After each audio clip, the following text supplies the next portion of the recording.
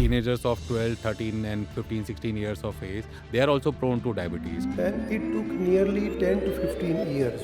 Indian genetics is prone to dyslipidemia. किसी भी classroom में चले जाइए, आपको 40% बच्चों में मोटापा मिलेगा। 90% people, they are having fatty liver. सुरक्षित एरिया था फैट को स्टोर करने का, वो तो फुल हो गया। ऐप पर बच्चे 2-4 बटन दबाते हैं और रात को 3 बजे भी उनके लिए एक अच्छा खासा फूड डिलीवर हो जाता है। एक बार हमने दवाई शुरू कर दी अपनी डायबिटीज की, तो जिंदगी भर हमें दवाई ही खानी पड़ेगी। हमारा शरीर इस तरह की अननेचुरल मैकेनिज्म्स को हैंडल करने के लिए नहीं बना हुआ है। अगर हम एक सॉफ्ट ड्रिंक या एक फ्रूट जूस देखें, इनमें लगभग 35 ग्राम शुगर होती है। थायराइड, डायबिटीज एंड ओबेसिटी, इनमें क्या लिंकेजेस है? डायबिटीज से होने वाले heart attack, stroke, cirrhosis, kidney failure, सबके परसेंटेज को ड्रास्टिकली कम कर पाएगी। बच्चा सर उनके फॉर्म में डेवलप हो रहा है, तो उसके ये एक्स्ट्रा ग्लूकोज खासकर ब्रेन को इफेक्ट करता है या? पहले 12 से 14 सप्ताह वो है जिसमें बच्चे के अंग बन रहे हैं। अगर उस दौरान ग्लूकोज का लेवल हाई है तो ये बच्चे के ऑर्गन्स में डिफेक्ट पैदा कर सकता है। रिसर्च खासकर in the field of diabetes and endocrinology, दिन भर बैठे हम फोन पे बात कर रहे हैं, उसकी तुलना में चल चल के फोन पे बात करें। अपने आप को फिजिकली एक्टिवेटेड रखें कि मैंने कुछ दिन ये आयुर्वेदिक कैप्सूल ट्राई किया, फिर मैंने सोचा सिर्फ डाइट से कंट्रोल करूं, फिर मैंने सोचा कि दवाइयों के बहुत साइड इफेक्ट होते हैं, इस टाइप की। Friends, do you know, as per the data of International Diabetic Federation IDF Atlas of 2025 and the studies published in the journal Lancet, India is known to be as the world diabetic capital, where world constitutes over 589 million diabetic cases, out of which 1/4 of them India holds around 212 million diabetic cases. और सबसे बड़ी व्यथा, सबसे बड़ी irony ये है, out of those 212 million diabetic cases in India, 43% of the diabetic people, they even didn't know कि उनको डायबिटीज़ है, and जिनको पता भी है, they are also very reluctant for going for diagnose and for treatment. जबकि हर किसी को मालूम होना चाहिए कि हर एक 30 सेकेंड में एक इंडियन अपना एक लिम्ब खोता है डायबिटीज़ के कारण। हर एक मिनट में 2 नए केसेस डायबिटीज़ के रिपोर्ट होते हैं। हर 3 मिनट में कोई ना कोई फैमिली इंसुलिन पर या डायलिसिस पर बहुत खर्चा करती है, अपनी सेविंग्स लुटा रही होगी। यह सब शायद इसलिए तो नहीं कि हम डायबिटीज़ को एक गलत लेंस से देख रहे हैं। We blame sugar, we blame food, and sometimes we blame ourselves also. But diabetes is not the story of sweets. It is the story of hormones. It is the story of stress. It is the story of body silently craving for the help, but we still continuously ignoring it. So why do we still treat diabetes as a food problem, not a hormonal problem? Welcome to the special episode of Gold Collar Talks, where we bring you nation's one of the most accomplished and inspirational professionals, and we try to bring out some social impact initiatives. We create public awareness, and we burst many myths and misinformation. And today at Gold Collar Talks, we decode the hormonal truth behind India's silent epidemic, the diabetic tsunami, and we know how science, awareness, and policy together can fight it. Because this issue is not just a medical challenge, it's a national emergency. Therefore, to decode this subject, to decode about various aspects of endocrinology and diabetics, we are honored to have a very renowned, a very esteemed and very famous endocrinologist in India, Dr. Sunil M. Jain, founder and the director of Total Diabetes and Hormone Institute, Indore, where Total stands for Treat to Target and Live Longer. Joining us today is the name that has already changed thousands of lives. Dr. Sunil M. Jain, founder and director of Total Diabetes and Hormone Institute, Indore, where Total stands for Treat to Target and Live Longer. Dr. Sunil M. Jain is a distinguished endocrinologist, a visionary clinician, a teacher of more than 6,000 physicians and healthcare professionals, and a man whose contribution have shaped the future of diabetes and hormonal care in Madhya Pradesh and beyond. Dr. Jain has completed his DM in endocrinology from PGI-MER Chandigarh in 1995, which is India's one of the most prestigious institutions. And since then, he has dedicated over 3 decades to one mission: make scientific, evidence based diabetes care accessible to every Indian. Under his leadership, Total became Central India's first integrated hormonal care institute, where diagnosis, endocrinology, lifestyle counseling, pregnancy diabetes care, and continuous monitoring are all done under one roof, including innovations like the diabetes scan. Through the Total Academy, he has trained over 6,000 doctors, shaping how diabetes, thyroid, obesity, PCOS, and hormone disorders are treated in India. But beyond the science, his journey is about compassion. His Hindi book Madhumeh, A New Insight, with foreword by former Prime Minister Atal Bihari Vajpayee, has guided countless families with a message of hope and clarity. He received national recognition when the late President of India, Dr. APJ Abdul Kalam, entrusted him with creating an educational video on diabetes, acknowledging his credibility, science-driven approach, and commitment to public awareness. For his lifelong contribution, he was honored with a letter of honor by RSSDI, which is Research Society for the Study of Diabetes in India, MP chapter, celebrating his excellence in clinical care, innovation, and social responsibility. Dr. Sunil M. Jain is not just treating diabetes, he is reshaping how India understands diabetes. Dr. Sunil M. Jain.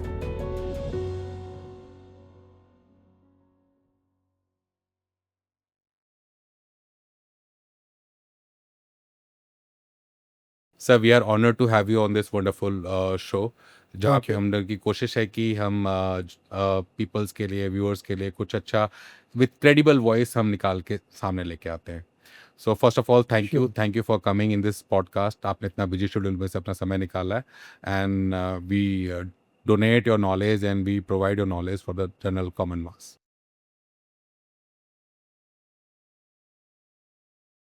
Sir, first of all, we would like to ask you. You have completed your DM in from PGIM at Chandigarh in 1995. From 1995, right now it's 2025.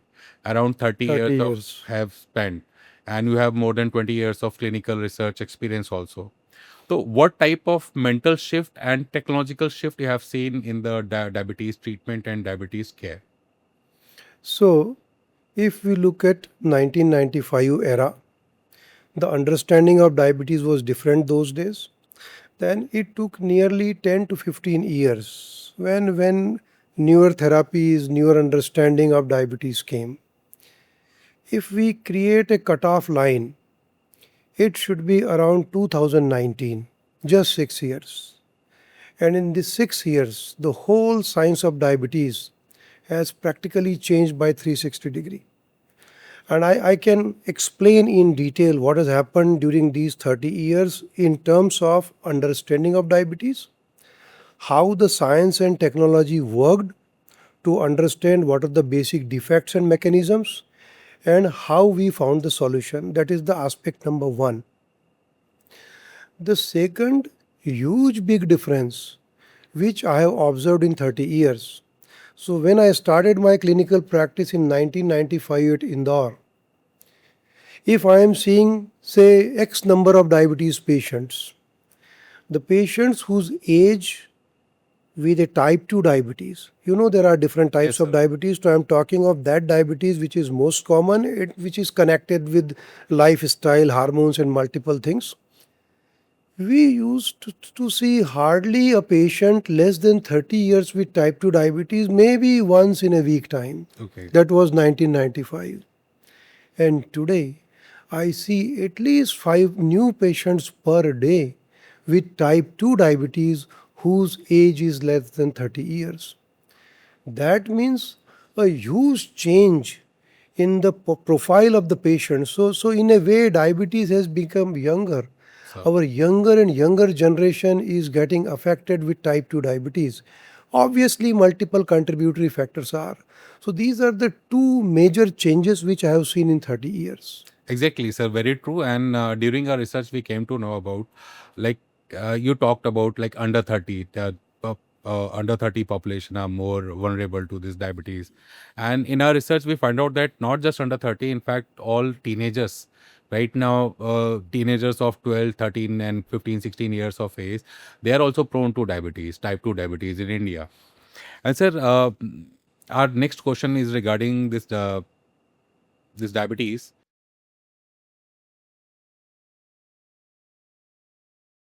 जैसा कि कई सारे लोग कहते हैं कि Indian genetics is prone to dyslipidemia, and हमारे जो एशियन जीन्स है या साउथ एशियन जीन्स है, यहाँ पर डायबिटीज़ बहुत जेनेटिकली ज़्यादा है। तो क्या सही में जेनेटिक फैक्टर एक बहुत बड़ा फैक्टर है, या lifestyle are the major factors? देखिए, कॉम्बिनेशन है ये, एक तरह से टू हिट है।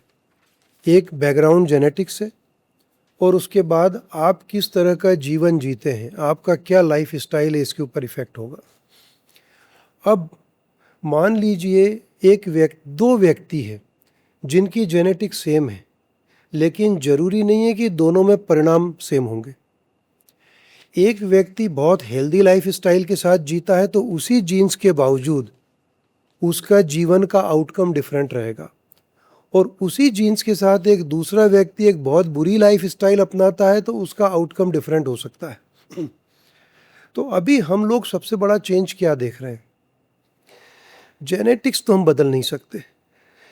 एशियंस कम वजन बढ़ाने के बावजूद डायबिटीज़ के लिए प्रोन है, एक फैक्ट ये है। दूसरा, एशियन के अंदर कार्डियक रिस्क जो कि डायबिटीज़ से जुड़ी हुई है, इसका प्रिवेलेंस ज़्यादा है, ये नोन है। लेकिन ये तो पहले भी नोन था, लेकिन हम जो समय के साथ परिवर्तन देख रहे हैं वो ये है कि जेनेटिक्स थी, उसके बाद लाइफ स्टाइल बिगड़ी। देखिए, अगर हम आज से 40 साल पहले की स्कूलों में जाकर देखें कि उस वक्त बच्चों का एक एवरेज वेट कितना था। जैसे मैं अपना ही समय याद करूं, जब आज से 40-45 साल पहले मैं जब स्कूल में पढ़ता था तो हमारी पूरी क्लास में या पूरे स्कूल में शायद 1 या 2 बच्चे होते होंगे जिन्हें ओवरवेट, हम ये कहेंगे कि ये मोटे बच्चे हैं। ओवरवेट है। आज आप शहर की किसी भी क्लासरूम में चले जाइए, आपको 40% बच्चों में मोटापा मिलेगा, बिल्कुल फैक्ट है। और यहाँ से बुनियाद शुरू होती है। और जो मैंने कहा 2019 कट ऑफ लाइन है, जिसके बाद इलाज के तरीकों में बदलाव हुआ। तो अब अगर आप डायबिटीज़ की जो बड़ी लहर आई है, इसे अगर आप बहुत अच्छे तरीके से समझना चाहें तो मैं इसे 3 हिस्सों में बांटूंगा। सर, एक ऐसी डायबिटीज़ है जिस पे हमारा कंट्रोल नहीं, वो एक फिक्स रेशो में पहले भी चल रही थी, अब भी चल रही है, उसे हम टाइप 1 डायबिटीज़ बोलते हैं, जो एक इन्फेक्शन की वजह से होती है। इन बच्चों में इंसुलिन बनाने वाली सेल्स ख़त्म हो जाती है, तो एक तरह से जैसे किसी का एक ऑर्गन ख़राब हो गया तो आपको उसका पूरा फंक्शन रिप्लेस करना पड़ेगा। मीन्स टाइप 1 में जो पैंक्रियास से इंसुलिन क्रिएट करने वाले सेल्स हैं वो खत्म हो गई, कंप्लीटली खत्म हो जाते उनको इम्यून सिस्टम ने डिस्ट्रॉय कर दिया। हैं। तो जैसे अन्य इम्यून डिसीजेज होती डिसऑर्डर है, टाइप। वो एक कैटेगरी हो गई। दूसरी कैटेगरी हमारे उन मरीजों की है जिनमें खानदानी तौर पे डायबिटीज़ चल रही है, उनमें डायबिटीज़ के इतने स्ट्रॉन्ग जीन्स है कि उन्हें डायबिटीज़ आती है। इन दोनों की संख्या उतनी अधिक नहीं है। जो सुनामी है, जो बड़ी बाढ़ आई है, ये इन लोगों ने नहीं क्रिएट की है, वो है एकाएक ऐसे लोग जो अदरवाइज हेल्दी रह सकते थे, उन्होंने अपने जीवन को इस तरह से बदल लिया कि एक तरह से उन्होंने खुद होकर डायबिटीज़ को अपने पास इनवाइट किया, और ये संख्या हमारे यहाँ बहुत तेज़ी से बढ़ रही है। अब इसमें मल्टीपल फैक्टर्स आएंगे। कुछ माइनर जेनेटिक्स तो थी, उसके बाद बचपन से अगर हम देखेंगे तो एक बदलाव क्या आया, स्पोर्ट्स एक्टिविटी कम होती गई सर, और खाने के तौर तरीके बदलते गए, जंक फूड की तरफ आकर्षण। फिर हालांकि वो एक सुविधा भी है लेकिन एक तरह से ख़राब भी है। ऐप पर बच्चे 2-4 बटन दबाते हैं और रात को 3 बजे भी उनके लिए एक अच्छा खासा फूड डिलीवर हो जाता है। हमारा शरीर इस तरह की अननेचुरल मैकेनिज़म्स को हैंडल करने के लिए नहीं बना हुआ है। तीसरा, बहुत अधिक शुगर का उपयोग करना। एक नॉर्मल कंटेंट अपनी जगह है, लेकिन कई बार हम जो टीन एज बच्चों को देखते हैं, ये 200-250 ग्राम्स तक शुगर पर डे कंज्यूम करते हैं। अगर हम एक सॉफ्ट ड्रिंक या एक फ्रूट जूस देखें जो ये टिन्ड मिल रहे हैं, इनमें लगभग 35 ग्राम शुगर होती है। Chocolates, biscuit, sweets, sweet coffees, cold coffees, अगर हम इन सबको मिला लें तो एक एवरेज कंजम्पशन, अब ये पूरी एम्प्टी शुगर है, ये बहुत सारी कैलोरीज़ है। अच्छा, इतना सारा कैलोरी का हो गया इनटेक, डाइट में कोई बैलेंसिंग नहीं है। हमारे शरीर को कुछ मात्रा में कार्बोहाइड्रेट चाहिए, तो कुछ मात्रा में प्रोटीन भी चाहिए, कुछ मात्रा में फैट भी चाहिए, ये पूरा हो गया अब इम्बैलेंस। तो बुनियाद शुरू हो गई टीन एज या युवावस्था से। अब इन पूरी चीज़ों ने हमारे शरीर में रासायनिक बदलाव, केमिकल चेंजेस चालू किए।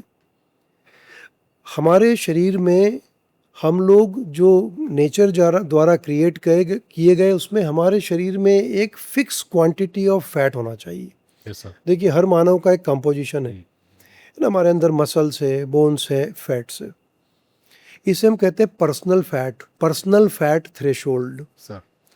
अब आज के युवा इसको बहुत जल्दी क्रॉस कर रहे हैं।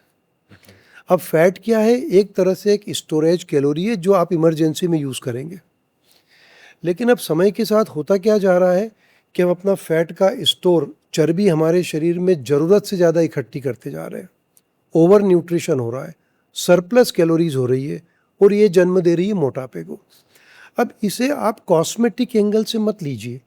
अब इसका नेक्स्ट एंगल क्या होता है? ये एक्स्ट्रा फैट अब गलत जगह पर पहुंचने लगता है, क्योंकि पर्सनल फैट थ्रेशोल्ड आपने क्रॉस कर लिया। Yes sir.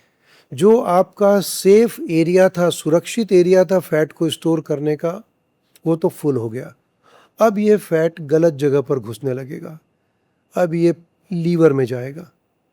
तो आजकल आप सुन रहे होंगे कि हमारे देश में ऐसे कितने लोग हैं जिनके लीवर में चर्बी जमा है और जिन्हें फैटी लीवर है। Sir almost 90%। 60 to 70% का डेटा आ रहा है। 70% लोगों में फैटी लीवर। मैं इसमें सर एक्चुअली थोड़ा सा इसमें ऐड करना चाहूँगा। इनफैक्ट सर, जैसे कॉर्पोरेट्स में ना एनुअल हेल्थ चेकअप होता है। एनुअल हेल्थ चेकअप में अगर मैं ये जो ट्रेंड हमने देखा है, अगर किसी ऑफिस में 100 लोग अगर अपना एनुअल हेल्थ चेकअप करा रहे हैं, तो out of those 100, 90% people they are having fatty liver. वो फैटी लीवर की ग्रेड अलग अलग हो सकती है, but almost fatty liver sir जो डिटेक्ट होता है रिपोर्ट्स में, वो अराउंड 90% हो जाता अब ईश्वर ने हमारे लीवर को फैट संग्रहण करने के लिए नहीं बनाया है। है, बनाया लेकिन हमने जीवन बदला है। सर। अगर सिग्निफिकेंट फैटी लीवर है तो मान के चलिए कि एक्स्ट्रा फैट अब पेनक्रियाज में भी जा चुकी है, एक्स्ट्रा फैट मसल्स में भी जा चुकी है, और अब यहाँ से बहुत सारे केमिकल अल्टरेशन शुरू होंगे, और ये केमिकल अल्टरेशन हमारी इंसुलिन को गलत डायरेक्शन देंगे, और वो गलत डायरेक्शन के बाद एंड में लोगों के अंदर इंसुलिन ठीक से काम नहीं करेगा। फाइनली बहुत सारी चीज़ें अब एक्टिवेट होगी, और एंड रिजल्ट होगा ब्लड में शुगर बढ़ जाना। सर। अब ब्लड में शुगर बढ़ गई, अगर हम इसे थोड़ा सा गहराई से समझें तो क्या ये सिर्फ ब्लड में शुगर या ग्लूकोज है? हमारी बॉडी में बहुत सारे केमिकल अल्टरेशंस हो रहे हैं, इनके भी अपने कॉन्सिक्वेंसेस हैं। जैसे लीवर में फैट जमा है, इसके अपने कॉन्सिक्वेंसेस हैं। थोड़ी फैट हार्ट की टिश्यूज़ में भी जमा होती है, उसके अपने कॉन्सिक्वेंसेस है। ब्लड वेसल्स में भी जाकर जमा होगी, उसके अपने कॉन्सिक्वेंसेस है। और ब्लड में एक्स्ट्रा ग्लूकोज घूमेगी, उसके अपने दुष्परिणाम हैं। और इसलिए अब डायबिटीज़ का मायना सिर्फ शुगर डिसीज़ नहीं बचा, ये एक कंप्लीट मेटाबॉलिक डिसऑर्डर है, और इसमें हम मल्टीपल मेटाबॉलिक डिफेक्ट्स को साइमल्टेनियसली ट्रीट करना चाहते हैं।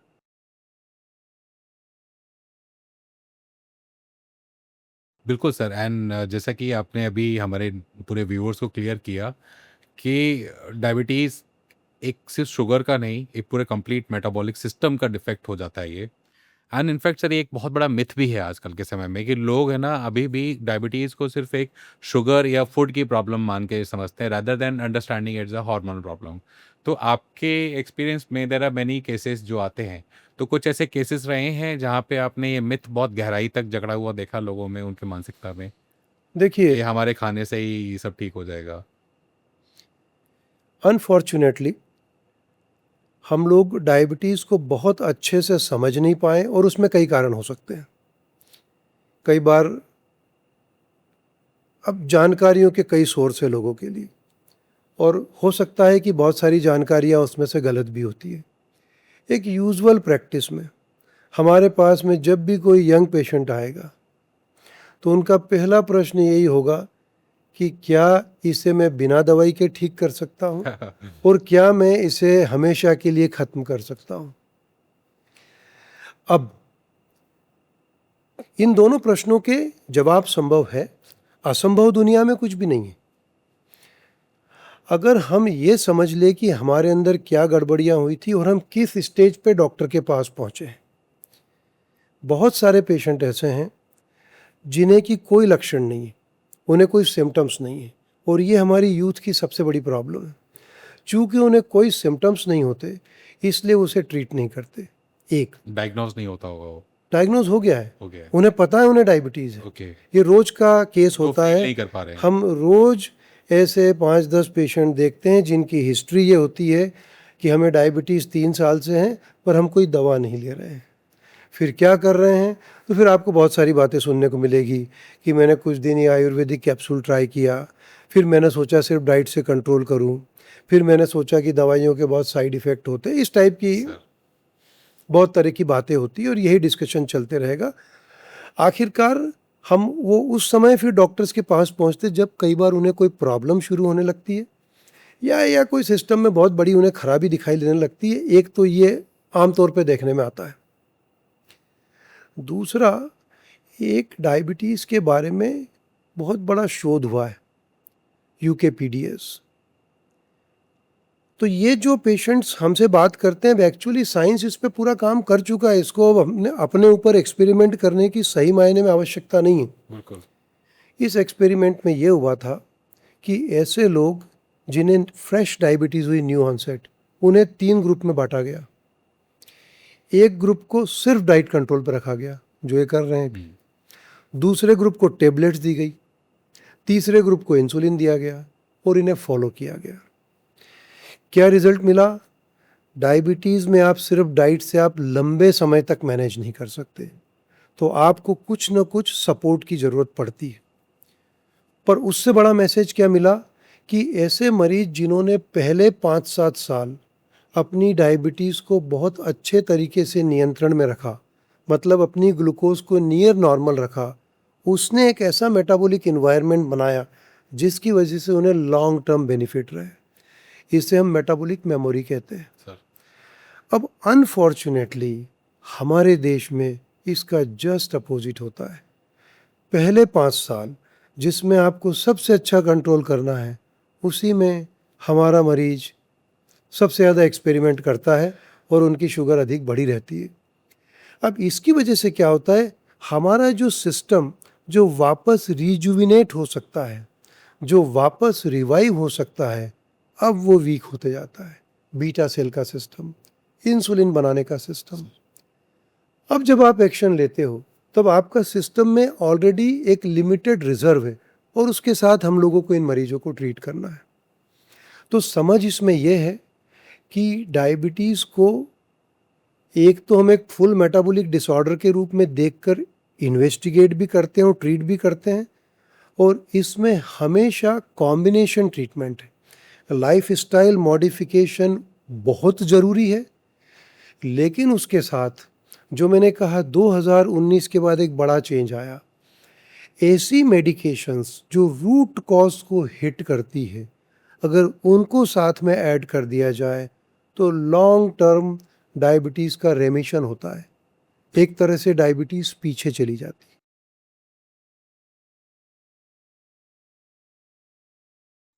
बिल्कुल सर। एंड इसी से जुड़ा हुआ, जैसा कि आपने बताया कि लोगों में ये मानसिकता अभी भी बहुत ज़्यादा गहर कर चुकी है। तो एक और बहुत मेजर मानसिकता है डायबिटीज़ को लेके कि एक बार हमने दवाई शुरू कर दी अपनी डायबिटीज़ की, तो ज़िंदगी भर हमें दवाई ही खानी पड़ेगी। जब तक हम दवाई खाते रहेंगे तब तक हमारी डायबिटीज़ ठीक रहेगी। हमने दवाई बंद कर दी तो हमारी डायबिटीज़ जो है फिर से रीअकर हो जाएगी और ज़्यादा वो सामने आ जाएगी। तो क्या ये मिथ सही है? क्योंकि सर जो अभी रिसर्च हो रही है उसपे टाइप 2 डायबिटीज़ भी रिवर्स हो सकती है। तो रिवर्सिबल मैकेनिज्म है, मेडिकेशंस हैं जैसा कि आपने बताया।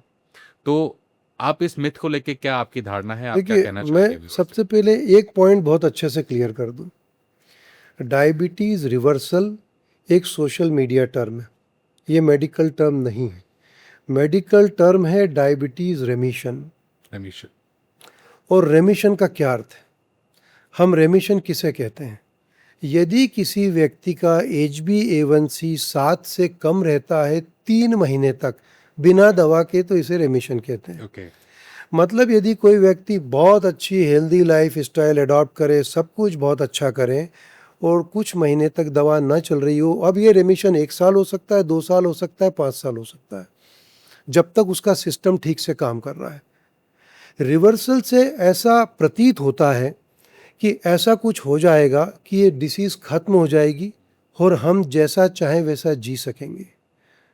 ये गलत ऐसा है, पॉसिबल नहीं है। ऐसा संभव नहीं है।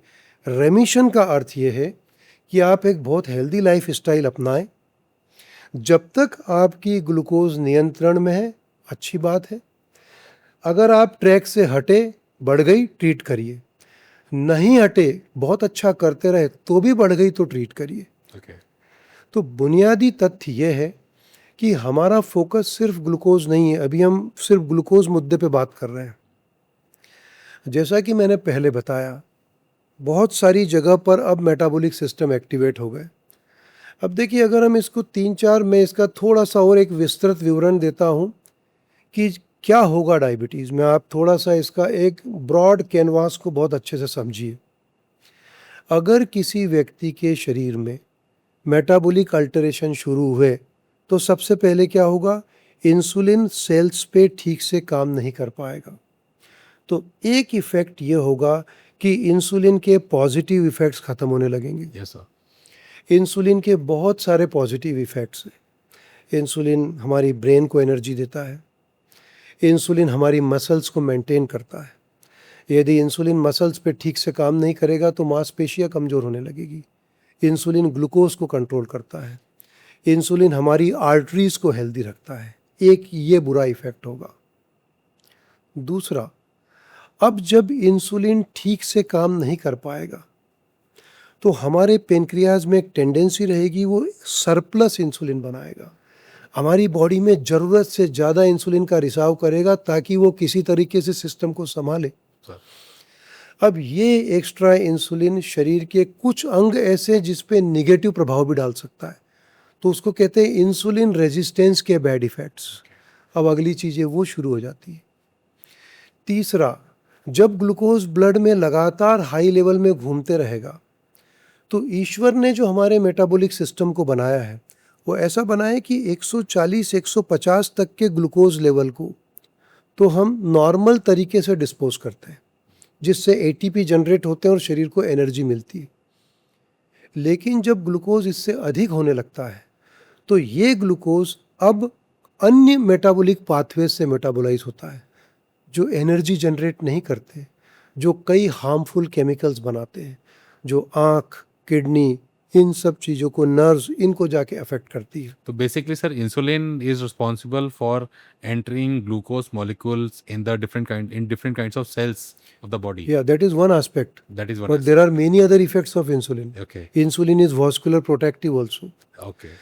But if there is a insulin resistance, that protection is lost. And that's why we say diabetes and heart are linked. Because if somebody has insulin resistance, we have to presume that this person has a insulin resistance on the vessels also. Yes. And these vessels are supplying in the heart. And their narrowing leads to heart attack. Their narrowing leads to paralysis. And that's how diabetics are more prone for myocardial infarction, heart attack, stroke, sudden cardiac death. So these are very common. And for that matter, that's why when we have to evaluate patient from that perspective, that what bad effects we are seeing in this particular patient.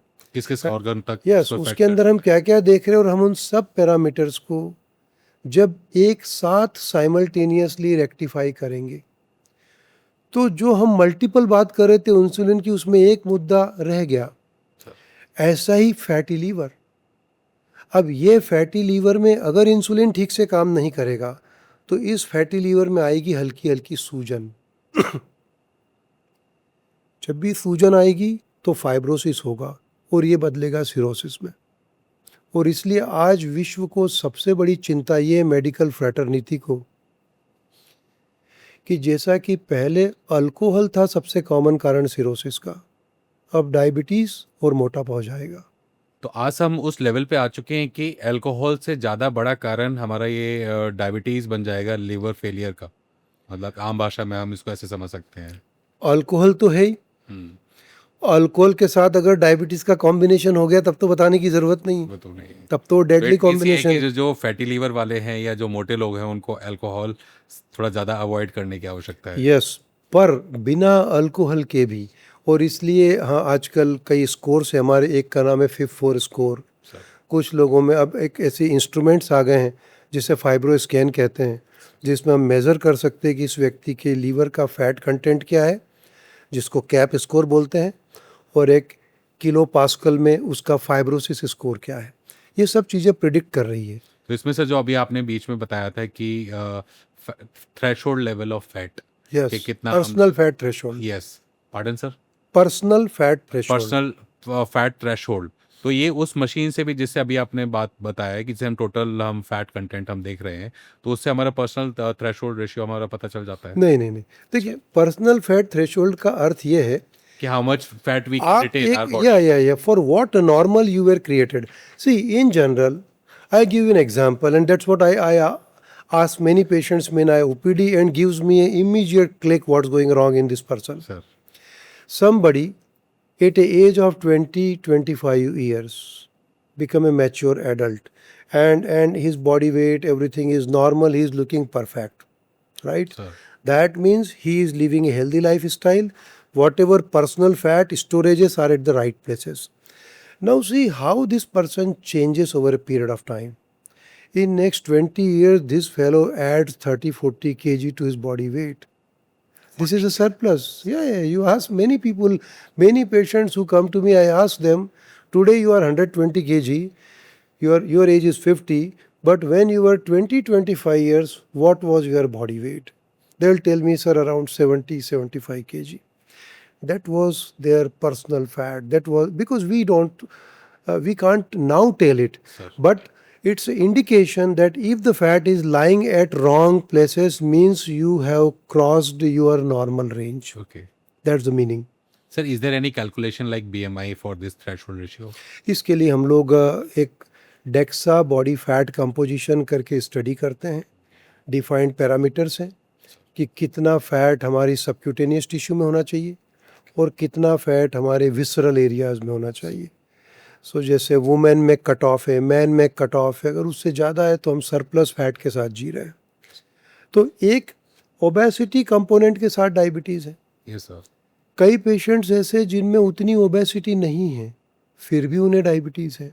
इनमें genetics भी हो सकती है, इनमें कुछ pancreas related issues भी हो सकते हैं, इन्हें टाइप 1 डायबिटीज़ भी हो सकती है, और एक टाइप 1 डायबिटीज़ की स्लो वैरायटी होती है जिसे हम लेटेंट ऑटो इम्यून डायबिटीज़ कहते हैं, वो भी हो सकती है। तो डिफरेंट डिसीजेज है। अब किस व्यक्ति में क्या गड़बड़ी है ये हम बहुत आसानी से कुछ ब्लड टेस्ट से डिटेक्ट करके एक अपना डायग्नोसिस बना सकते हैं कि ये पर्टिकुलर पेशेंट में क्या बायोकेमिकल एबनॉर्मलिटी है और अब हमारा फोकस क्या होना चाहिए।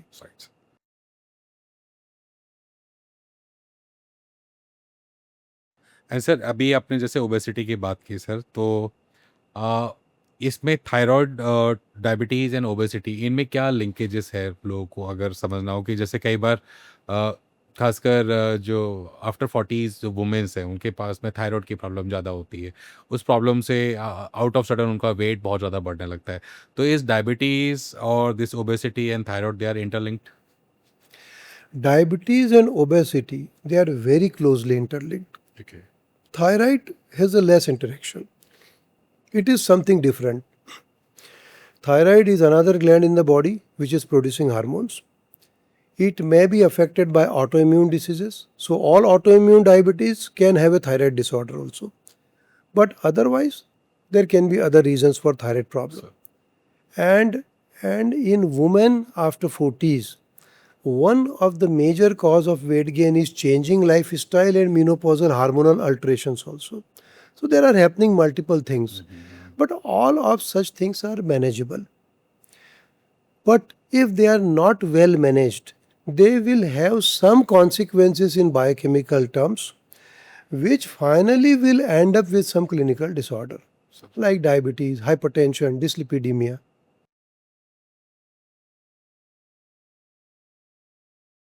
सर जैसा कि endocrinology it is the study of all kinds of hormones and Correct. Gland system in the body, तो इसमें right now we are focusing on this pancreas and this insulin hormone. Apart from this और कौन कौन से ऐसे glands हैं जो ये डायबिटीज़ और इन सब में अपना रोल और प्ले करते हैं पैंक्रियाज के अलावा? जैसे Pancreas लीवर के आपने अलावा। बताया पैंक्रियाज Correct. है, इसके अलावा और कौन कौन से ग्लैंड्स हैं जो इसमें कंट्रीब्यूटरी फैक्टर प्ले तो करते हैं? देखिए, अगर हम पूरे एंडोक्राइन सिस्टम को क्विकली मैं रिव्यू करूं, तो एक होती है पिट्यूटरी ग्लैंड. ये बहुत सारे हार्मोन बनाती है, जिसमें एक हार्मोन होता है ग्रोथ हार्मोन. Okay. अगर किसी व्यक्ति में कोई ग्रोथ हार्मोन का ट्यूमर आ जाए तो उन लोगों को भी डायबिटीज़ हो सकती है, Okay. बट ये एक रेयर डिसीज़ है. बट जो आम जनता के लिए जो ज़्यादा इम्पॉर्टेंट ग्लैंड है वो है एड्रिनल ग्लैंड. सो हमारी किडनी के ऊपर एक ग्लैंड होता है छोटा सा, इसको कहते हैं एड्रीनल ग्लैंड. ये ग्लैंड कई तरह के हार्मोन्स बनाता है, जिसमें एक सबसे इम्पॉर्टेंट हार्मोन है कार्टिसोल. आम बोलचाल की भाषा में स्टेरॉइड जिसे हम हम लोग ब्लड टेस्ट कराते हैं तो पूछते भी ब्लड कॉर्टिसोल लेवल क्या है. यस. मतलब तो कार्टिसोल एक तरह का स्टेरॉइड है जो हमारा शरीर बना रहा है एक छोटी सी मात्रा में, और वो हमारे लिए ज़रूरी है. वो अगर एब्सेंट हो जाएगा तो भी हम कंफर्टेबल नहीं रहेंगे. लेकिन कार्टिसोल का हमारे शरीर में रोल क्या है? जब भी जैसे जैसे अगर हम आज से 1000 साल पहले के जीवन को सोचें कि आदमी को जंगलों में रहना है, फाइट करना है, खुद का फूड ढूंढना है, जानवरों से बचना है, तो एक तरह से स्ट्रेस हार्मोन है. तो जब स्ट्रेस आया बॉडी के ऊपर तो ये अपने आप को प्रिपेयर करता है, सब तरह की चीज़ें लाता है बॉडी में और मैनेज करता है. लेकिन आज के समय में ऐसा कुछ नहीं हो रहा है. मेंटल स्ट्रेस, फिजिकल स्ट्रेस के अलावा हम मेंटल स्ट्रेस में लेकिन शरीर अनफॉर्चुनेटली मेंटल और फिजिकल स्ट्रेस में डिफरेंशिएट नहीं करता. वो तो उतना ही कार्टिसोल निकालता है. सर, और अब ये कार्टिसोल भी इंसुलिन रेजिस्टेंस और डायबिटीज़ को डिस्टर्ब करता है. एक बड़ा ही अच्छा अध्ययन लास्ट ईयर पब्लिश हुआ है, जिसमें उन्होंने ऐसे मरीजों को सिलेक्ट किया जिनकी डायबिटीज़ कंट्रोल करने में काफ़ी डिफ़िकल्टी आ रही थी. दवाओं के डोज बहुत लग रहे थे, और जब उनकी पूरी टेस्टिंग की गई तो उनमें से कई ऐसे मरीज निकल के आए जिनका कार्टिसोल लेवल बहुत अधिक था. बहुत अधिक स्ट्रेस्ड थे, या अन्य कारण भी हो सकते हैं.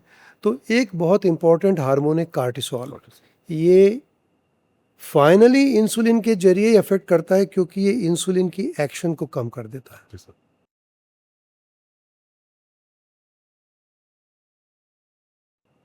Right sir. एंड ये सारा सिनेरियो देखते हुए सर, जो अभी करंट सिचुएशन है हमारे इंडिया में and the global on global level, क्या लगता है आपको sir, we Indians are we ready for this diabetic tsunami? देखिए, जहाँ तक डायबिटीज़ की सुनामी के लिए हम कितने तैयार हैं, तो मैं एक चीज़ से तो खुश हूँ. मैं लगभग पिछले 20 वर्षों से, अब मेरे पास हर तरह के पेशेंट्स आते हैं, एडमिन साइड से भी होते हैं, पॉलिटिशियंस होते हैं. मैं उन्हें हमेशा ये कहते रहा हूँ कि अगर हम स्कूल के बच्चों को ये बताएं कि ये फूड अनहेल्दी है, ऐसी चीज़ें मत करो, शायद बच्चे टीचर्स को आसानी से फॉलो करते हैं बजाय कि पेरेंट्स के. तो एक बात तो ये बहुत अच्छी है कि दिस ईयर हमारी सरकार ने स्कूलों में शुगर के अगेंस्ट एक मुहिम शुरू किया है, शुगर बोर्ड. बहुत अच्छी बात है कि अगर हमारे स्कूल के बच्चे अनहेल्दी फूड को पहचाने और उनको अवॉइड करें तो एटलीस्ट बुनियादी तौर पे एक बड़ा इम्प्रूवमेंट आएगा. सर, लेकिन हम अगर अपने युवाओं में जाकर देखें तो वहाँ पर एक डिफरेंट पिक्चर है. छोटा सा एक प्रतिशत है जो अब हेल्थ के लिए वाकई कॉन्शियस है, जो अच्छा प्रयत्न करना चाहता है और जो चाहता है कि हम हेल्दी रहें. लेकिन अनफॉर्चुनेटली बहुत सारे कारण हो सकते हैं. बहुत सारा वर्क प्रेशर, कहीं ना कहीं अपने आप को हेल्थ के लिए एडजस्ट नहीं कर पाना, तो हम ये देख रहे हैं कि इस वक्त हमारे यहाँ सम हाउ डायबिटीज़ की प्रिविलेंस में बहुत रैपिड ग्रोथ हो रहा है। सर।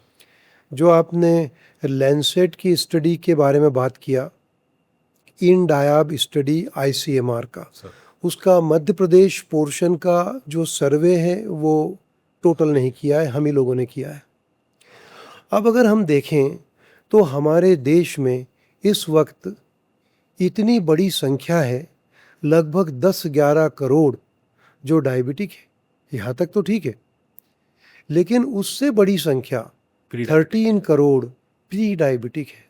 मीन्स वो एक क्यू में लगे हैं डायबिटिक होने के लिए, और ऐसी कोई कोशिश नहीं हो रही कि हम उससे बचें। तो एक एंगल तो है प्रिवेंशन का, जहाँ पर कि healthy eating habits, healthy life style, अपने पर्सनल फैट थ्रेशोल्ड को क्रॉस मत करिए, अपने वज़न को नियंत्रण में रखिए, एक नॉर्मल स्लीप लीजिए, वर्क लाइफ बैलेंस करिए, इन चीज़ों का इम्पोर्टेंस है। लेकिन जहाँ पर सबसे बड़ा मिसिंग है, जिसकी वजह से सबसे बड़ी चिंता है, वो ये है कि हमारे देश में डायबिटीज़ हो जाने के बाद जो चेंज आना चाहिए, जो एटलीस्ट व्यक्ति ने एक्सेप्ट करना चाहिए कि मुझे डायबिटीज़ है, कम से कम अब तो मैं डिसिप्लिन हो जाऊं, अब तो मैं अपने आप में चेंज करूं। लेकिन जब वहाँ पर भी आकर चेंज नहीं होता, तो इसका परिणाम हम लोग क्या देख रहे हैं? इसका परिणाम हम देख रहे हैं आजकल बहुत सारे पेशेंट हमारे पास होते हैं जिनका एज ग्रुप होता है 45 to 60, और उसमें उन्हें ऑलरेडी आँख के पर्दे पे हेमरेजेस हो चुके हैं, दिखने में कमी आ चुकी है। ऑब्वियसली एक बार विज़न लॉस हो जाएगा तो आपने बिना वजह एक प्रिवेंटेबल कॉज ऑफ ब्लाइंडनेस अपने पास बुलाया। इसी तरह से हमें बहुत पहले से सिग्नल मिलने लगते हैं कि किडनी के ऊपर नुकसान शुरू हो चुका है, वहीं से बहुत सारे प्रिवेंटिव मेजर शुरू हो जाते हैं, बताए जाते हैं। अनफॉर्चुनेटली चूँकि सिम्टम नहीं है तो उन्हें गंभीरता से नहीं लिया जाता। उसकी वजह से 55-60 की उम्र में किडनी फेल्योर, अब किडनी रिप्लेसमेंट, डायलिसिस, कितना बड़ा आर्थिक भार है, और उसके बाद भी कोई अच्छा स्वास्थ्य नहीं मिल रहा है जिसे रोका जा सकता था। तीसरा, आप आजकल हार्ट अटैक का प्रिवेलेंस देखिए, आप अखबारों में भी सुन रहे हैं, देख रहे हैं कितने यंग, मिडिल एज और अर्ली एज पे हमारे देश में एंजियोप्लास्टी और बाईपास हो रहे हैं। तो यदि हम डायबिटीज़ की बुनियाद को समझ लें, अगर हम अपने जीवन शैली को इस तरह से बदलें कि हमारा इंसुलिन थोड़ा सक्रिय होकर काम करने लगे, तो हम प्रिवेंशन की बात करेंगे। अब अगर हो ही गई है तो जहाँ है उस यथास्थिति को स्वीकार करें, हेल्दी फूड हैबिट्स अडॉप्ट करें, अपने आप को रेगुलर चेक करें, जो आवश्यक दवाएं हैं उनका परहेज ना करें। परहेज करने के लिए बहुत सारी दूसरी चीज़ें जो की जा सकती है, उनका सही तरीके से उपयोग करें। क्योंकि ये एक अजीब सी सोच है कि दवाइयों के साइड इफ़ेक्ट होते हैं। और उन्हें ये भी है कि दवा शुरू कर दी फिर हम छोड़ नहीं पाएंगे। यहाँ ये तो सोचिए कि डायबिटीज़ के साइड इफ़ेक्ट नहीं होते हैं क्या? डायबिटीज़ के साइड इफ़ेक्ट कई गुना बड़े होते हैं। देखिए, मेडिकल साइंस में कोई भी दवा को बेनिफिट रिस्क रेशो के आधार पर अप्रूव किया जाता है हेल्थ अथॉरिटी की तरफ से। यदि उसके फ़ायदे बहुत अधिक है तो वो दवा है। अब यदि एक बहुत इम्पॉर्टेंट फैक्ट है जिसे जानना ज़रूरी है, डायबिटीज़ में अगर हमें हृदय रोग की समस्या को, पैरालिसिस, स्ट्रोक की समस्या को रोकना है, तो कुछ दवाइयाँ ऐसी है जो 40 वर्ष की ऊपर के हर डायबिटिक को लेना ज़रूरी है। ये प्रिवेंटिव मेडिसिन है। लेकिन unfortunately just being asymptomatic, no symptoms, लोग यहाँ समहाउ मिसगाइड हो जाते हैं, इसकी मिसअंडरस्टैंडिंग होती है, और कई बार बात समझ में आती है उन्हें, 2-5 साल बाद समझ में आती है, बट तब तक वो बहुत लेट हो चुके होते हैं। बिल्कुल sir, and actually that's why we are here. हमारा एपिसोड और हम लोग जो हैं, हम लोग सर इसी चीज़ पे काम कर रहे हैं।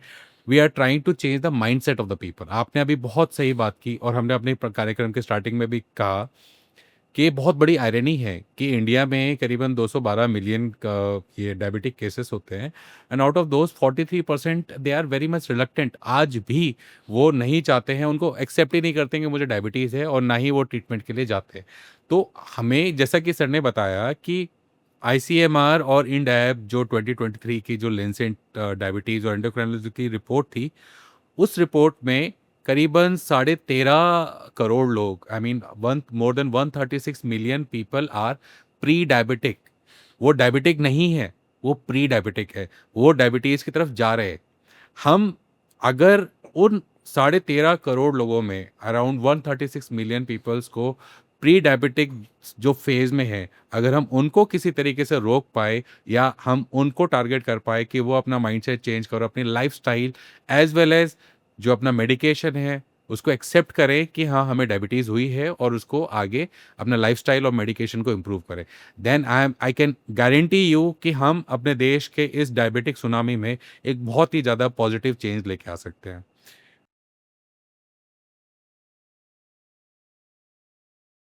Very well said sir. Now we move ahead and sir एक हमने बहुत ये टर्म का काफ़ी नाम सुना है, कंटिन्यूस ग्लूकोज मॉनिटरिंग. तो what is this continuous glucose monitoring and how it can help in removing and this diabetes को हटाने में कैसे हेल्प करता है? Yeah, in general management of diabetes. Yes sir. और इसमें sir we have studied that AI also playing some role in this continuous glucose monitoring. तो can you share some light on this? Yes. So first of all, continuous glucose monitoring is a technology by which we are measuring glucose, Okay. but continuously. Like you go to lab and give a sample, it is one time sample. If you take a glucometer and keep checking your glucose 5 times, 6 times in a day, different point of times, that's more than one testing. Now it is possible that we can place a sensor which contains a small fine filament which goes inside the skin's tissue and remains there. And that's how a coin-like device is there, which we place on the arm or there are other sites also. Inside the skin. Yeah, so it will go, the fat layer lying below the skin, it is placed there. Okay. So that's where now it is measuring the glucose into that fluid. This is called interstitial fluid glucose level. And now this sensor can measure glucose every 1 minute. That means in a day, 1440 glucose measurements possible. Now you see so many data. And this one sensor can measure glucose for up to 15 days. So now for 15 days, every minute a glucose is being measured. Okay. This data can be analyzed in different ways.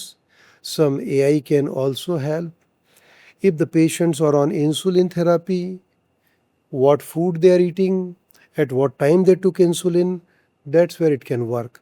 But obviously, this is not for masses in India. Okay. This will be used by a small number of patients. It is expensive, sir? Yes. It is expensive. It will cost around 10 to 12,000 rupees a month. Okay. Because one sensor cost around 5,000-6,000 rupees. So that's how that can be for a limited number of population. Okay.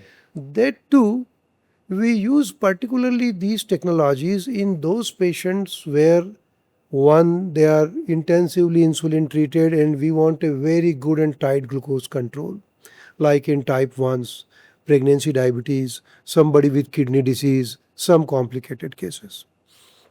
Now, if we come back to our basic diabetic patient population, they can use it just to understand the impact of the different food and how it can help them. Because now they will get better educated that yes, this particular high carb food is raising my glucose very fast. There it will be still helpful.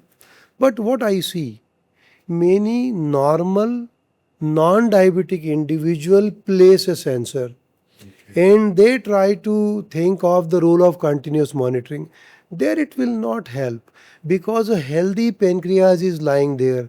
Whatever they are eating doesn't matter. Their insulin system is right now working fine. It will take care. But those patients with diabetes, where there are a lot of issues, yes, CGMS is going to play a big role, particularly in the population of type 1s. And we are already doing that.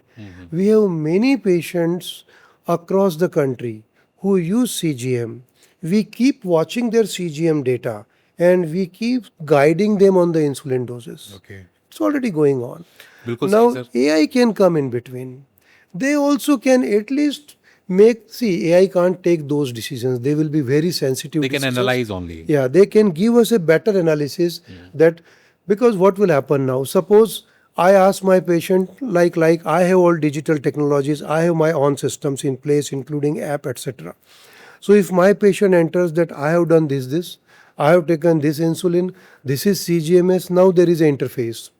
It just analyzes things and make it easier for us to understand what went wrong and how to rectify it. Sir बिल्कुल सही. And जैसा कि sir ने एकदम clearly बताया है आपको कि continuous glucose monitoring it may help in many cases, but it should not become a matter of fashion. It should not become a matter of trend कि हाँ जो healthy लोग हैं वो लोग भी CGM को use कर रहे हैं just to show that कि yes I am too much conscious about my health.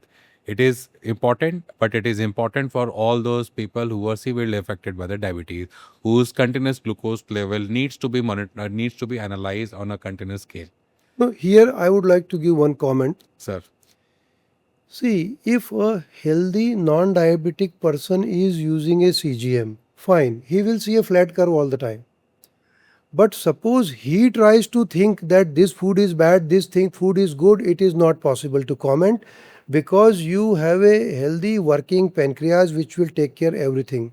But in a pre-diabetic individual, it may help them because their glucose excursion will happen in CGM also, and that's how they can be educated. Sir. But as the disease progresses, the utility of the technology improves and it helps us in decision making, particularly therapeutic decision making. Sir. And in insulin treated patients, it helps a lot in therapeutic decision making. And just to add on to this, in type 1s, like we are one of the center for that, we have an artificial pancreas system also. Great. There what happens? Patient is having a sensor which is measuring glucose. There is a device called insulin pump. There is an algorithm created. Now this message goes to pump. Patient enters what food I am going to eat, and now pump does everything. Sir. Now it delivers insulin. That's the technology side. But this is not for general population. This is for specific cases. बिल्कुल sir. And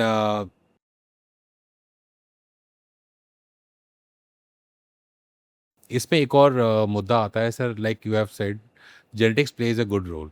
तो अगर मैं एक सीधा सवाल पूछूं sir, if one of the parent is diabetic, उसमें offspring के कितने % चांसेस हैं डायबिटिक होने के, और अगर दोनों पेरेंट डायबिटिक हैं तो ऑफस्प्रिंग के कितने % चांसेस हैं डायबिटिक होने के? एक सर ये क्वेश्चन है. दूसरा इसी क्वेश्चन से रिलेटेड, क्या कोई आपके एक्सपीरियंस में आपने कोई ऐसा केस देखा है जहाँ पर दोनों पेरेंट्स डायबिटिक हैं बट स्टिल जो ऑफस्प्रिंग है उनका बेटा है या बेटी है, बिकॉज ऑफ हिज और हर इम्प्रूव्ड लाइफस्टाइल उन्होंने डायबिटीज़ को रिवर्स किया है, रिमिट किया है? देखिए, अगर एक पेरेंट को डायबिटिक है, फर्स्ट डिग्री रिलेटिव, मतलब फादर मदर ब्रदर सिस्टर, एक फर्स्ट डिग्री रिलेटिव को अगर डायबिटीज़ है तो दूसरे को होने का 50% चांस है. अगर दोनों पेरेंट्स को डायबिटीज़ है तो अगली जनरेशन को डायबिटीज़ होने का 70% चांस है. क्योंकि अब जेनेटिक्स में भी बहुत सारा है ना, हमारे ह्यूमन जीनोम में 27,000 जीन्स है. Yes, sir. मल्टीपल इन्फ्लुएंसेस है, some protective and some causing diseases. Now सबसे बड़ा मुद्दा क्या है हमारे देश में इस वक्त? बोथ पेरेंट्स डायबिटिक है. ऑब्वियसली उनकी अगली जनरेशन को डायबिटीज़ होने का रिस्क कितना है? 70%. लेकिन क्या वो अपनी अगली जनरेशन को डायबिटीज़ से बचाने के लिए अभी कुछ कर रहे हैं? अनफॉर्चुनेटली नहीं. No. उन्हें देखना चाहिए कि उनके ये बच्चे एक्टिव रहे physically, junk food, unhealthy food से बचे। उनका जैसे ही वेट बढ़ रहा है उन्हें कॉन्शियस होना चाहिए, क्योंकि अगर दोनों पेरेंट्स को डायबिटीज़ है और इस बच्चे के अंदर भी बैड हेल्थ के साइन शुरू हो गए हैं तो इसे डायबिटीज़ होना तय है। लेकिन यदि दोनों पेरेंट्स डायबिटीज़ है लेकिन नेक्स्ट जनरेशन अगर बहुत हेल्दी लाइफ स्टाइल एडॉप्ट करती है तो ये डायबिटीज़ को पोस्टपोन करती रहेगी। हो सकता है उन्हें हो लेकिन 70 ईयर्स की एज पे हो, डजेंट मैटर। अब वहाँ के बाद हम मेजर लाइफ जी चुके हैं, कॉम्प्लिकेशंस का रिस्क बहुत कम है। लेकिन जब उसी व्यक्ति को 30 साल की एज में डायबिटीज़ हो जाती है तो अब कॉम्प्लिकेशन का रिस्क जल्दी है, क्योंकि डायबिटीज़ में ये समझने की ज़रूरत है कि ये न तो रातों रात होती है न ये रातों रात बॉडी को डैमेज करती है। इट टेक्स टाइम, और ये टाइम फ्रेम 5 से 15 साल का हो सकता है। अब एक व्यक्ति को अगर डायबिटीज़ 30-35 साल की उम्र में होती है तो ऑब्वियसली वो जब अपने पीक पर होगा तो बहुत सारी हेल्थ इश्यूज़ के साथ बैठा होगा। तो बहुत अच्छा होगा कि दोनों पेरेंट्स को डायबिटीज़ है तो एटलीस्ट वो अपनी यंग जनरेशन को बहुत हेल्दी लाइफ स्टाइल की तरफ, जब वो बहुत छोटा बच्चा है तभी से उसे पुश करें। And the first step starts with the realization, sir. As you stated, realization सबसे पहला important fact है कि आपको सबसे पहले realize करना है कि we are diabetic. तो हमने अपनी गलतियों से हम डायबिटिक हो गए, या जेनेटिक डायबिट हुए, बट वी ट्राई कि हमारी जो नेक्स्ट जनरेशन है, हमारे ऑफस्प्रिंग है, they should not be diabetic. And sir इसी से एक बहुत बड़ा इंपॉर्टेंट फैक्ट है कि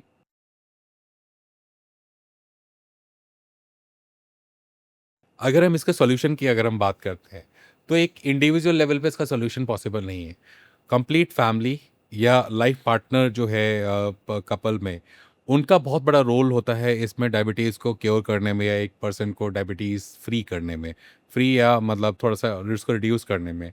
तो in your experience, as per your experience, sir, what kind of role does family should play in the for the diabetic patient? Diabetic patient है कई बार फैमिली, क्योंकि आजकल हमारे देश में एक बहुत बड़ा ये मिथ है कि ठीक है डायबिटीज़ है, हल्का फुल्का डायबिटीज़ है, बट फिर भी हम जानबूझ के उनको हम लड्डू हम खिलाएंगे, उनको हम मिठाई खिलाएंगे, या और भी चाय वाय हम देते हैं। तो what how family should think about the diabetic patient, and उनको किस तरीके से अपना रोल निभाना चाहिए? देखिए, डायबिटीज़ में चूँकि दैनिक जीवन में हम कैसे जी रहे हैं उसका भी इफ़ेक्ट जुड़ा हुआ है। तो फैमिली मेंबर्स, फ्रेंड्स, सोसाइटी, इन सभी का रोल होता है। अब ये लोग पॉजिटिव रोल भी प्ले कर सकते हैं और नेगेटिव रोल भी प्ले कर सकते sir. हैं। तो इसमें सबसे इम्पॉर्टेंट ये कि एटलीस्ट अगर कोई व्यक्ति डायबिटिक है, मैं हमेशा अपेक्षा रखता हूँ कि उनकी वाइफ को भी पूरी जानकारी होना चाहिए, उनके बच्चों को जानकारी होना चाहिए कि ये कैसे हेल्दी लाइफ स्टाइल अडॉप्ट करें, मेडिकेशंस का क्या वैल्यू है, समय समय पर चेकअप का कितना इम्पोर्टेंस है। अगर वो इन सब चीज़ों में रोल प्ले करेंगे और ऐसे कार्य ना करें जहाँ तक हो सके जो कि एक तरह से हम उनके सिस्टम को बिगाड़ने की कोशिश कर रहे हैं, तो अगर हम इनसे बचने की कोशिश करेंगे और उनको सपोर्ट करेंगे तो बहुत अच्छा रहेगा। कई बार ऐसा भी होता है कि अब पेशेंट वाकई उस स्थिति में जा चुके हैं कि न उनका शरीर इंसुलिन बना रहा है, कई सारे ऑर्गन्स भी डैमेज हैं। अब यहाँ पर हमें पेशेंट को किसी तरह से सपोर्ट करके, पॉजिटिवली मोटिवेट करके पुल ऑन भी करना होता है। सर तो अब बहुत सारी बातें हैं जिसमें सोशल फैक्टर्स, फैमिली फैक्टर्स बहुत बड़ा इंपॉर्टेंट। बहुत रोल प्ले करते हैं।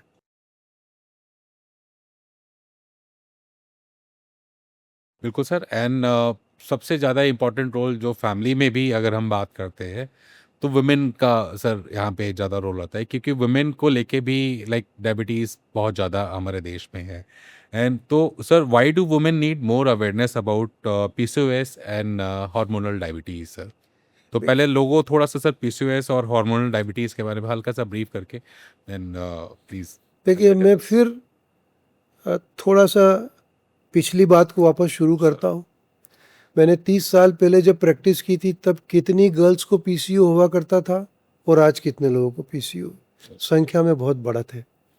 अगेन इसका लिंक हमारे शरीर में इंसुलिन जब ठीक से काम नहीं करता तो पेनक्रियास को एक्स्ट्रा बनाना पड़ता है, ये ओवरी पे जाकर कुछ सिग्नल्स देता है जिससे लोगों को पीसीओ होता है। तो उसके लिए फिर उन्हें कुछ दवाइयाँ जो इंसुलिन को एक्टिवेट कर सकती है, पर उससे ज़्यादा हम लाइफ स्टाइल में उन कई चीज़ों को अडॉप्ट करें जिससे कि हमारे शरीर में इंसुलिन एक्टिवेट हो, जिसमें गुड फिजिकल एक्टिविटी, एक्सरसाइज, इन सब का बहुत रोल है। तो अगर हम इन सब चीज़ों के साथ में इसको मैनेज करते हैं तो पीसीओ में भी बहुत सारे बेनिफिट्स हैं। पीसीओ में एक और कंपोनेंट है, पीसीओएस एक डिसीज़ नहीं है, पीसीओएस एक बहुत सारे डिफरेंट कॉम्बिनेशंस का ग्रुप है। अब इसमें हम लोग ये भी पहले देखते हैं कि एक पर्टिकुलर पीसीओ पेशेंट की हार्मोनल सिम्टोमेटोलॉजी क्या है, उनकी ज़रूरत क्या है। कई पीसीओ गर्ल्स ऐसी होती जिनकी मेन इशू हेयर ग्रोथ है, सर हिरसुटिज्म बोलते हैं हम उसको। ओके कई पीसीओज में उनका मेजर इशू मेंस्ट्रुअल इरेगुलरिटी है। कई पीसीओज में उनका मेन इशू सब फर्टिलिटी है, प्रेगनेंसी नहीं हो रही है मैरिड के बाद। डिफरेंट इंडिविजुअल्स में पीसीओ एक हीट्रोजिनस डिसऑर्डर है और ये पेशेंट की क्या सिम्टम्स है उसके हिसाब से ट्रीट करते हैं। पर पीसीओ का एक सबसेट है जो इंसुलिन से जुड़ा हुआ है, जो उन्हें फ्यूचर में डायबिटीज़ की रिस्क भी अधिक देता है।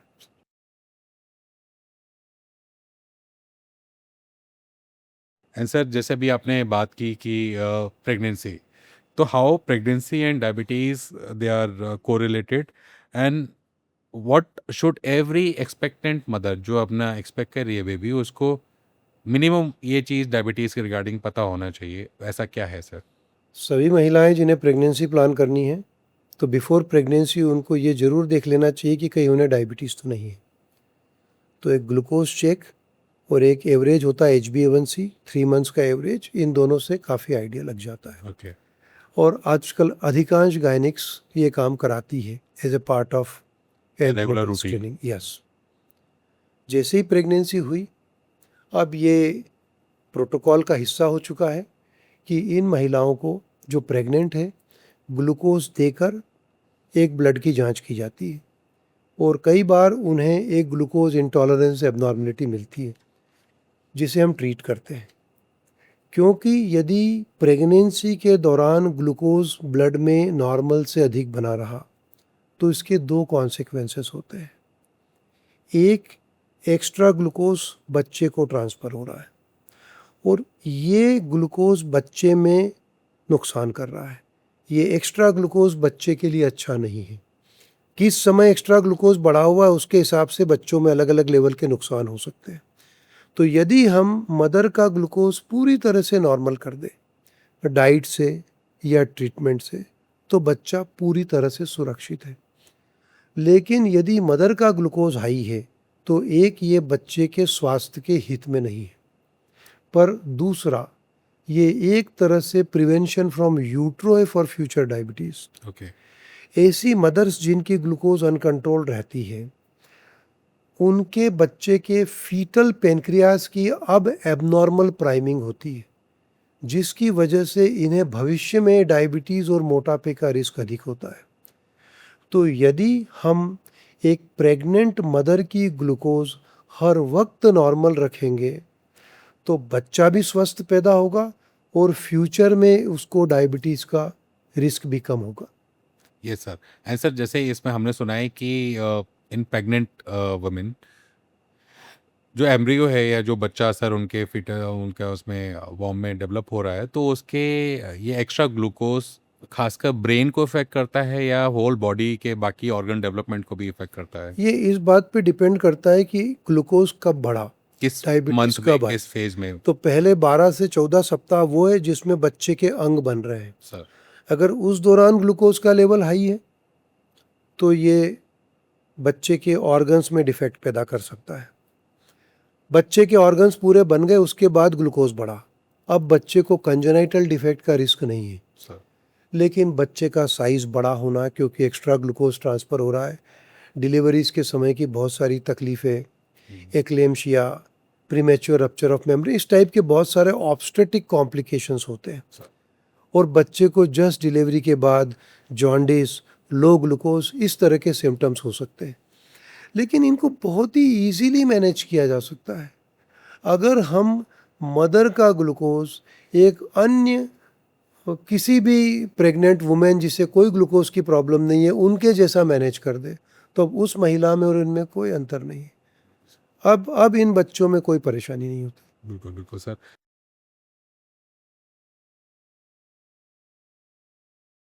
एंड सर, इसी में ही जैसे अभी हमने प्रेगनेंसी की बात की, तो सोशल मीडिया आजकल बहुत ज़्यादा डोमिनेंट है सर इस चीज़ में। सोशल मीडिया में कई सारे ऐसे मैसेजेस, क्विक फिक्सेस और कुछ सोशल मीडिया इन्फ्लुएंसर्स जो अपने आप को सेल्फ प्रोक्लेम्ड डॉक्टर्स या फिर जो इन्फ्लुएंसर्स होते हैं, तो उनमें ये कई सारी गलत फैक्ट्स और न्यूज़ चलाते हैं कि आपको ये दवाई लेनी चाहिए, ये हर्ब्स या ये मेडिसिन्स लेनी चाहिए।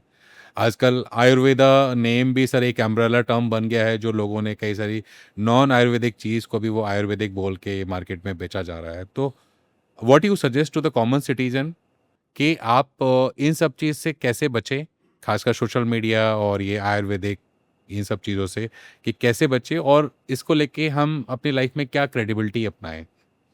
देखिए, हम आज के वैज्ञानिक युग में जी रहे हैं।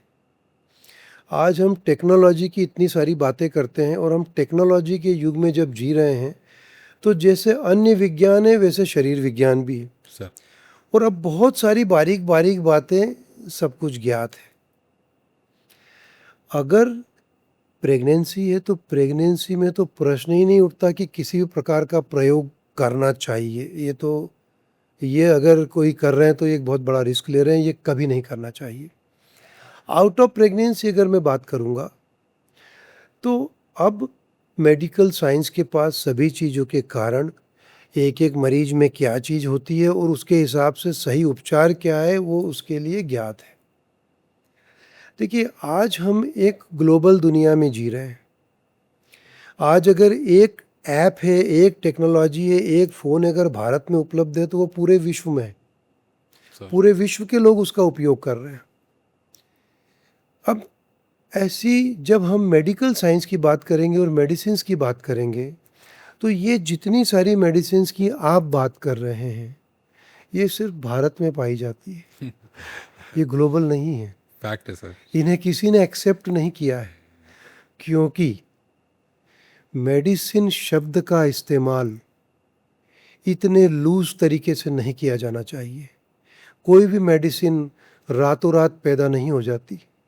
15-15, 20-20 साल लगते हैं कई तब सारी human एक trials होते हैं। मेडिसिन लैब से फेज़ 1, फेज़ 2, फेज़ 3, फेज़ 4 होके पब्लिक तक पहुंचती है और उसकी बहुत सारे रेगुलेशंस और बहुत सारी चीज़ें होती है। सर अब ये समझने की बात है। तो यदि हम अपने शरीर को स्वस्थ रखना चाहते हैं, तो जैसे विज्ञान के अन्य क्षेत्र हैं, चाहे एविएशन हो, चाहे स्पेस हो, चाहे वाईफाई हो, मोबाइल टेक्नोलॉजी हो, वैसे हेल्थ है।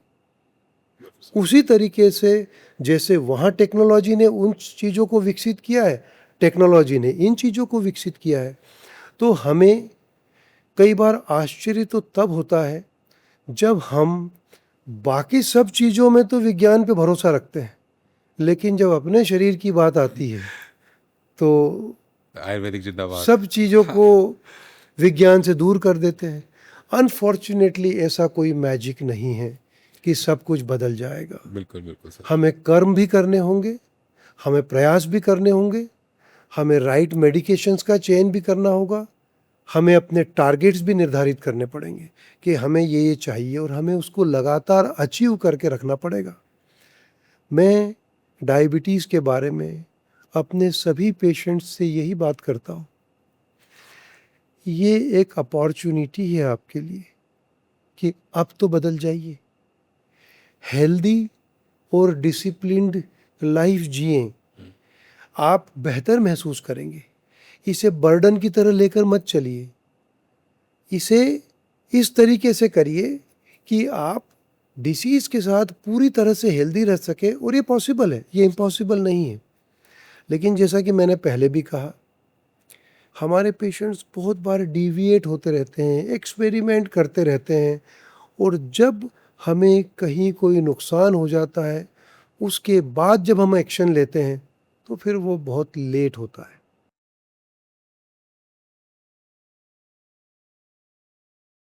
Right sir. एंड जैसे अभी आपने बात की healthy lifestyle and healthy diet की, although sir diet, healthy diet तो इंडिविजुअल पर्सन के हिसाब से हम डिफाइन कर सकते हैं, पर्सन टू पर्सन डिफर करता है हेल्दी डाइट।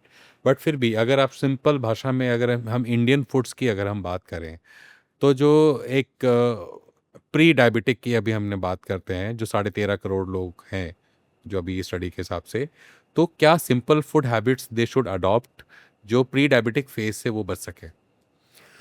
देखिए, अगर व्यक्ति को प्री डायबिटीज़ है तो एक डायबिटीज़ का रिस्क है, दूसरा ब्लड प्रेशर, कोलेस्ट्रॉल और ये दूसरी चीज़ों का भी जुड़ाव इसके साथ हो सकता है। हम कुछ ऐसा करें कि हम इन सब चीज़ों से पीछे जाएं। उसके लिए हम क्या कर सकते हैं? सबसे पहला फर्स्ट स्टेप, शुगर, शक्कर और गुड़ का उपयोग करना कम कर दीजिए। बंद गुड़ भी कर दे नहीं? तो बहुत अच्छा। मैं प्री डायबिटीज़ के एंगल से बात कर रहा सर हूँ। सर अगर हम गुड़ और शक्कर में अंतर करेंगे तो दोनों में इंडिविजुअल बेसिस पे गुड़ बेहतर है, लेकिन अगर हम बीमारी के एंगल से बात करेंगे तो दोनों उतना ही नुकसानदायक है, क्योंकि दोनों के अंदर सुक्रोज है, ये सर। और सुक्रोज गुड़ को ही थोड़ा सा हम क्लीन अप कर देंगे तो ये वाइट हो जाएगा, टेबल शुगर हो जाएगी। अगर हम ये कोशिश करें कि 24 घंटे में हमारा शुगर और गुड़ का इंटेक 25 ग्राम से कम हो, पहला स्टेप। आपने एक बहुत बड़ा स्टेप उठाया, बहुत मदद मिलेगी। दूसरा स्टेप, हम अपने वेट को मॉनिटर करें, मेज़र करें और देखते रहें। यदि आपका वेट बढ़ रहा है, आप रॉन्ग डायरेक्शन में, और उसमें भी खास तौर पे अगर कमर के आसपास मोटापा आ रहा है यंगर एज से, तो डाइट बदलिए। अब डाइट में क्या बदलिए? तो तीसरा स्टेप, अगर ऐसे व्यक्ति अपनी कैलोरी इनटेक में 25% की कमी कर ले, वो जितना टोटल डाइट लेते हैं उसको लगभग 25% से कम कर ले, और अपने वर्तमान वजन को 10% से घटा ले, मतलब आज ये जी वजन 80 kg है तो उसे 72 कर ले, उनका फ्यूचर में डायबिटीज़ कन्वर्शन होने का चांस घटते जाएगा। तो शुगर और गुड़ का उपयोग बहुत कम कर दें, अपने वेट को मॉनिटर करने की आदत डालें, अगर वेट राइजिंग ट्रेंड पे तो तुरंत अपनी कैलोरीज को कट डाउन करें, अपने स्टमक को कम फील करें, और किसी भी तरीके से, किसी भी रूप में जीवन में एक्सरसाइज को जोड़ें। और एक्सरसाइज का अर्थ सिर्फ मॉर्निंग वॉक नहीं होता, किसी भी तरीके से अपने आप को फिजिकली एक्टिव करें। वो मॉर्निंग वॉक हो सकता है, वो कोई स्पोर्ट्स एक्टिविटी हो सकती है, स्विमिंग हो सकती है। अगर आपको समय नहीं मिलता है, आप अपने वर्क में ही जहाँ तक हो सके चलते चलते काम करने की कोशिश करिए। हम आज मोबाइल कॉर्डलेस के साथ काम कर सकते हैं। एक व्यक्ति मान लीजिए ऐसा कोई बिजनेस करता है जिसमें उसे बहुत कुछ फ़ोन पे ही करना पड़ता है, दिन भर बैठे हम फ़ोन पे बात कर रहे हैं, उसकी तुलना में चल चल के फ़ोन पे बात करें, अपने आप को फिज़िकली एक्टिवेटेड रखें। अगर इतनी चीज़ों को अगर वो अपने सिस्टम में शामिल करते हैं, और टाइम टाइम पे एक मेडिकल चेकअप कर लें, बिल्कुल इन सर, चीज़ों से बहुत कुछ बेनिफिशियल इफ़ेक्ट मिल सकते हैं। Absolutely correct sir. And if you talk about food sir, जैसे हमारे नॉर्थ इंडिया में एक अगर आम फूड की हम बात करते हैं, रोटी सब्जी दाल चावल। साउथ में जाएंगे तो चावल का थोड़ा डिफरेंट रूप हो जाता है, इडली सांभर डोसा एंड अलग अलग माध्यम से। तो मोर और लेस दीज ग्रेन्स और दीज सीरियल्स ये हमारा डाइट का एक बहुत मेन इंपॉर्टेंट हिस्सा है। तो थोड़ा रोटी और चावल, जैसे डायबिटीज़ अगर किसी को ज़्यादा है तो उसको क्या ये चावल रोटी इनमें से क्या अवॉइड करना चाहिए, दोनों अवॉइड करने चाहिए? देखिए, हम सिर्फ अभी डायबिटीज़ के बजाय मैं जो बात कर रहा था, डायबिटीज़ का अर्थ होता है हेल्दी डाइट। Yes sir. अब ये हेल्दी डाइट का प्रोपोर्शन डायबिटिक्स के लिए भी है, प्री डायबिटिक्स के लिए भी है, और नॉन डायबिटिक्स के लिए भी। एक्चुअली सभी को लगभग एक ही चीज़ फॉलो करने की ज़रूरत है जो उनके लिए हेल्पफुल है। कि रिड्यूस 25% ऑफ द कैलोरी। नहीं, वो तो कैलोरी वाला बात तो अलग हुआ। अब मैं आ रहा हूँ परसेंटेज ऑफ फूड कैसे डिस्ट्रीब्यूट होना चाहिए। सर। अब जैसे आपने बताया नॉर्थ इंडिया में ये खाते हैं, साउथ इंडिया में ये खाते हैं, अब हम लोग क्या कर सकते हैं? तो जैसे अगर हम कैलोरीज हमें जितनी मिल रही है, इसका करीब 50% कैलोरी हमें कार्बोहाइड्रेट से मिलनी चाहिए, करीब 20% कैलोरी हमें प्रोटीन से मिलनी चाहिए और बची हुई कैलोरी हमें फैट से मिलनी चाहिए। अब कौन सी चीज़ में कार्बोहाइड्रेट ज़्यादा होता है? तो राइस, पोटैटो, साबूदाना, ये सभी बहुत हाई कार्ब फूड है। शक्कर और गुड़ तो सिर्फ कार्बोहाइड्रेट है 100%, ये भी सब हाई कार्ब फूड है। अब अगर हम इनमें 90% तक कार्ब लाइक साबूदाना 95% कार्बोहाइड्रेट है, 95%? या मीठा पोटैटो तो होता नहीं है सर वो। Potato is 85%, sir. बट है तो कार्ब। सर। रोटी पे जाएंगे आप तो करीब 70% कार्बोहाइड्रेट है, ओके। ठीक है। चावल में जाएंगे 80% कार्बोहाइड्रेट है। अब दाल में आइए तो दाल में 35 से 40% कार्बोहाइड्रेट है। तो यदि हमारा एक वेजिटेरियन व्यक्ति अपनी डाइट में पल्सेस के ग्रुप को बढ़ाएं, बचे हुए ग्रुप्स को कम कर लें, तो उनकी डाइट हेल्दी होगी। ओके। नॉन वेजिटेरियन लोग जो हैं वो इसमें एग वाइट, फिश, इस तरह की चीज़ें इनकारपोरेट करके प्रोटीन कंटेंट बढ़ा सकते हैं। तो एक तरह से डाइट का बैलेंसिंग है, क्योंकि हमारा जो ह्यूमन सिस्टम उस तरीके की डाइट को बेटर तरीके से डील करता है। बिल्कुल बिल्कुल। तो अगर ऐसा करेंगे तो सफिशिएंट प्रोटीन्स भी मिल रहे हैं हमें पल्सेस के जरिए, जो जितनी बॉडी को फैट चाहिए वो भी मिल रही है, और कार्बोहाइड्रेट उतना ही जा रहा है जितना हमारा इंसुलिन सिस्टम बहुत इफ़ेक्टिवली हैंडल कर सकता है। अब यहाँ मैं एक जानकारी देता हूँ। एक हमारे यहाँ कई तरह से स्टडीज़ हुए हैं कि हमारे यहाँ इन जनरल पॉपुलेशन का कार्बोहाइड्रेट इंटेक कितना है भारत में। Different parts of the country starch study करके एक अध्ययन हुआ, तो उसमें यह पाया गया कि हमारे भारत में एवरेज कार्बोहाइड्रेट इंटेक 65 से 75% के बीच है। 75%? अब आपको उदाहरण ले लीजिए, हमारे कई यंग बच्चे हैं, अब वो उन्होंने क्या ब्रेकफास्ट लिया है? Cornflake, French fries, some fruit juices, इस टाइप का एक हाथ बन या बर्गर या इस टाइप की कोई चीज़ ली, ऑल कार्बोहाइड्रेट। ये 90% कार्बोहाइड्रेट मील है, इसमें कहाँ है प्रोटीन? इट्स ए 90% कार्ब मील। अब जब हम इस तरह के मील्स कंज्यूम करेंगे तो ऑब्वियसली हमारा मेटाबॉलिज्म गलत दिशा में तो जाएगा ही। सो डायबिटिक हो तब भी हेल्दी डाइट, प्री डायबिटिक हो तब भी हेल्दी डाइट, और यदि डायबिटीज से बचना हो तब भी हेल्दी डाइट, और उसका मतलब होता है बैलेंस डाइट। बिल्कुल सर, बिल्कुल, एब्सोल्युटली। क्या कितना डाइट अब बैलेंस रूप में कंज्यूम कर रहे हैं वो कैलोरी इनटेक हो गया। वो भी अगर आप हेल्दी डाइट भी ले रहे हो, लेकिन अगर उसकी मात्रा 3 गुनी कर दी तो अगेन मोटापा आ जाएगा।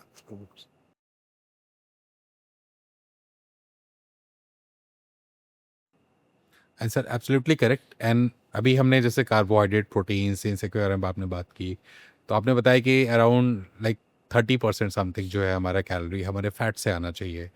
तो आजकल जो मार्केट में इतने ज़्यादा oils, sunflower oils, olive oil and different kinds of oils चलते हैं, और उसमें एक कुछ समय पहले, आज से 10 साल पहले, ट्रांस फैट का एक बहुत बड़ा मेजर इशू भी बना था। आज भी वो सारे ऑयल्स जो है, maximum of them they contain trans fat. उसका रेशियो उन पे वो पीछे डिस्क्लेमर में लिखते भी हैं। तो आप कैसे सर इस ट्रांस फैट की समस्या को देखते हैं, और लोगों को कैसे इससे बचने, क्योंकि उनके पास अल्टरनेटिव बचता नहीं है। बिकॉज रिफाइंड ऑयल लेने जाते हैं, उसमें भी ट्रांस फैट है। आप सरसों का तेल ले रहे हैं, प्योर ले रहे हैं, या तो उसमें हो सकता है ट्रांस फैट की मात्रा थोड़ी कम होती हो। तो आप सर इसको कैसे देखते हैं और क्या एडवाइस करना चाहेंगे सिटीजन्स को? देखिए, मैंने जब आपको कहा कि हमारी कैलोरीज में फैट का प्रतिशत 30% होना चाहिए, इसका क्या मतलब है? मान लीजिए एक हेल्दी व्यक्ति की डाइट 2000 कैलोरीज की है, तो 2000 कैलोरी का 30% हो गया 600 कैलोरी। अब फैट दो तरह के होते हैं, विजिबल जो आपको दिख रहे हैं, जिसकी आप बात कर रहे हैं, सर। घी, ऑयल इत्यादि। बचा हुआ तो हम लोग जो डाइट ले रहे हैं तो अनाज में भी फैट है जो आपको नहीं दिख रहा है, ओके। गेहूं में भी फैट है, दाल में भी फैट है, इसको हम इनविजिबल फैट बोलते हैं। तो हम ये मान के चलते हैं कि 50% ऑफ द फैट, मतलब इस 30% का आधा तो हमें दाल और अनाज के रूप में मिल जाएगा। बचा हुआ 15% मतलब 600 कैलोरी का 300 कैलोरी, 300 कैलोरी का आप अधिकतम विजिबल फैट घी तेल के रूप में ले सकते हैं। अब 1 कैलोरी घी या ऑयल 1 ml घी और तेल में 9 कैलोरी होती है। 1 ml ऑफ घी, बटर और oil will contain 9 calories. 300 calories divided by 9, roughly 30 ml. That means a healthy intake of fat for somebody who is requiring 2000 calories should be 30 ml per day. Only 30 ml। लेकिन 30 ml तो ठीक है, हम तो वो 30 ml की तो एक रोटी के ऊपर ही, वो टिकिया तंदूरी रोटी पे मैं देखता हूँ या नॉन पे देखता हूँ, तो टू मच फैट। सर अब अगर यही व्यक्ति स्ट्रीनियस एक्सरसाइज कर रहा था, जो एक ज़माने में था, तो ये कैलोरी बर्न हो जाती थी। पर आज कैलोरी बर्न कहाँ हो रही है? ये बर्न न होकर स्टोर पर्सनल फैट थ्रेशोल्ड को क्रॉस करके गलत जगह जमा हो रही है, और इसकी वजह से फिर हम अगली प्रॉब्लम्स फेस कर रहे हैं। बिल्कुल बिल्कुल सर। जो ऑयल्स की बात है, तो देखिए क्या है, अल्टीमेटली कैलोरी की भाषा में बात करेंगे तो सभी ऑयल, घी, बटर में सेम कैलोरी, कोई अंतर नहीं। इनके कंपोजिशन में फ़र्क होते हैं। कुछ सैचुरेटेड फैट होते हैं, कुछ मोनो अनसैचुरेटेड फैट होते हैं, कुछ पॉली अनसैचुरेटेड फैट होते हैं, फिर उसमें ओमेगा 3 और ओमेगा 6 होते हैं, और एक ट्रांस फैट होता है। ट्रांस फैट हम किसे कहते हैं? अगर किसी ऑयल को हाइड्रोजनेट कर दिया जाए, उसमें डबल बॉन्ड्स हट जाते हैं, उसको ट्रांस फैट कहते हैं ना। जैसे पहले ये डालडा होता था, वो तो एक था ट्रांस फैट। आज भी बहुत सारी बेकिंग इंडस्ट्री में एक मार्जरीन नाम का प्रोडक्ट यूज़ होता है, वो ट्रांस फैट है, वो अनहेल्दी है। मार्जरीन। हाँ, ये ट्रांस फैट, बहुत अधिकांश bakery products trans fat margarine से बनते हैं। जो भी ये पफ, खारी, ये सब ट्रांस फैट है, क्योंकि उसी से बनाते हैं लोग उसको। बहुत सारी कुकीज़ और इन सब इंडस्ट्री में हो रहा है, जो पता भी नहीं चल रहा है लोगों को। उसके अलावा जब फ्राई किया जाता है चीज़ों को, और रिपीटेड सेम ऑयल को बॉईल किया जाता है, this heating process generates trans fat, and that's why it is recommended कि सेम ऑयल का बार बार बॉइलिंग नहीं होना चाहिए। तो trans fat are in general unhealthy. बिल्कुल। मैं इसमें सर एक और ऐड ऑन करूँगा। Now Kerala is become the first state जहाँ पर ये एक तेल को 3 बार से ज़्यादा अगर उन्होंने इस्तेमाल कर लिया तो इट्स अ पनिशेबल ऑफेंस। तो policy maker should take this kind of steps to, मतलब थोड़ा थोड़ा वेलकम। उसका एग्जीक्यूशन भी होना चाहिए, क्योंकि ये सब ट्रांस फैट है। सर बिल्कुल सर।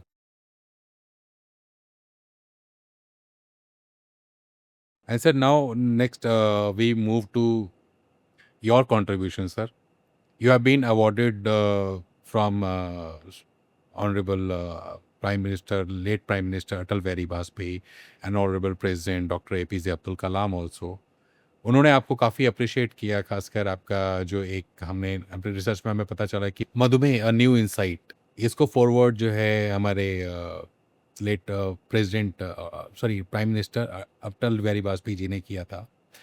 तो फ्रॉम 1999 और 90s के दौर का सर वो समय रहा होगा, फ्रॉम दैट एरा जहाँ पे आपके पास एक नेशनल लेवल का रिकग्निशन था। आप दिल्ली, मुंबई या किसी एक बड़े मेट्रो सिटी में रह के you can become the most renowned endocrinologist, और काफ़ी अच्छा उसमें आप मतलब अर्निंग कर सकते थे। You come to Indore, in you have established total stand for treat for target and live longer. और यहाँ पर आपने अपना एक रिसर्च, एक overall setup you have establish, जहाँ पे हम डायबिटीज़ को लेके हर एक चीज़ एक सिंगल रूफ के अंदर हम करते हैं। तो आपको इस पूरे दौरान सबसे ज़्यादा मेजर चैलेंजेस क्या आपको देखने को मिला, और उस चैलेंज को कवर करने के बाद में now how this total is giving definitions and this giving advance treatments to all patients, तो कैसे ये सर आगे बढ़ रहा है? तो देखिए क्या है कि मैंने इंदौर को प्रैक्टिस के लिए इसलिए चुना क्योंकि मेरा नेटिव प्लेस इंदौर के करीब था। तो अब 1995 में मैंने सोचा कि चलो इंदौर को अपना कार्यक्षेत्र बनाते हैं, और मैंने यहाँ एक छोटे से क्लिनिक से अपनी प्रैक्टिस की शुरुआत की और समय के हिसाब से कई चीज़ों को चेंज किया।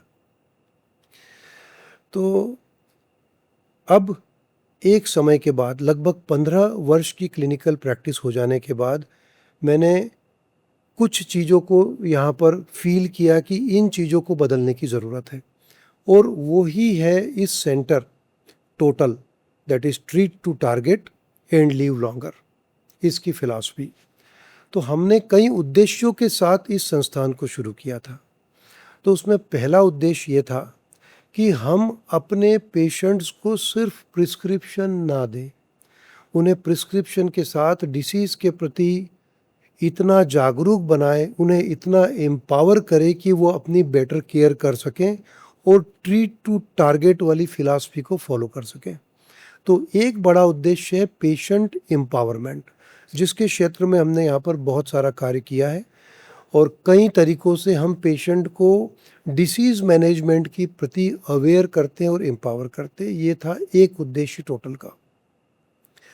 दूसरा उद्देश्य फिर टोटल का चुना गया, रिसर्च एंड दैट विंग, जिसमें हम बहुत सारा काम कर रहे हैं।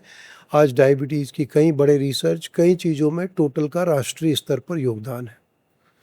और तीसरा जो हमने क्षेत्र चुना वो था टेक्नोलॉजी का, क्योंकि आज का युग टेक्नोलॉजी का युग है, और चिकित्सा के क्षेत्र में ख़ास तौर पर डायबिटीज़ और हार्मोन चिकित्सा के क्षेत्र में टेक्नोलॉजी बहुत बड़ा रोल प्ले कर सकती है।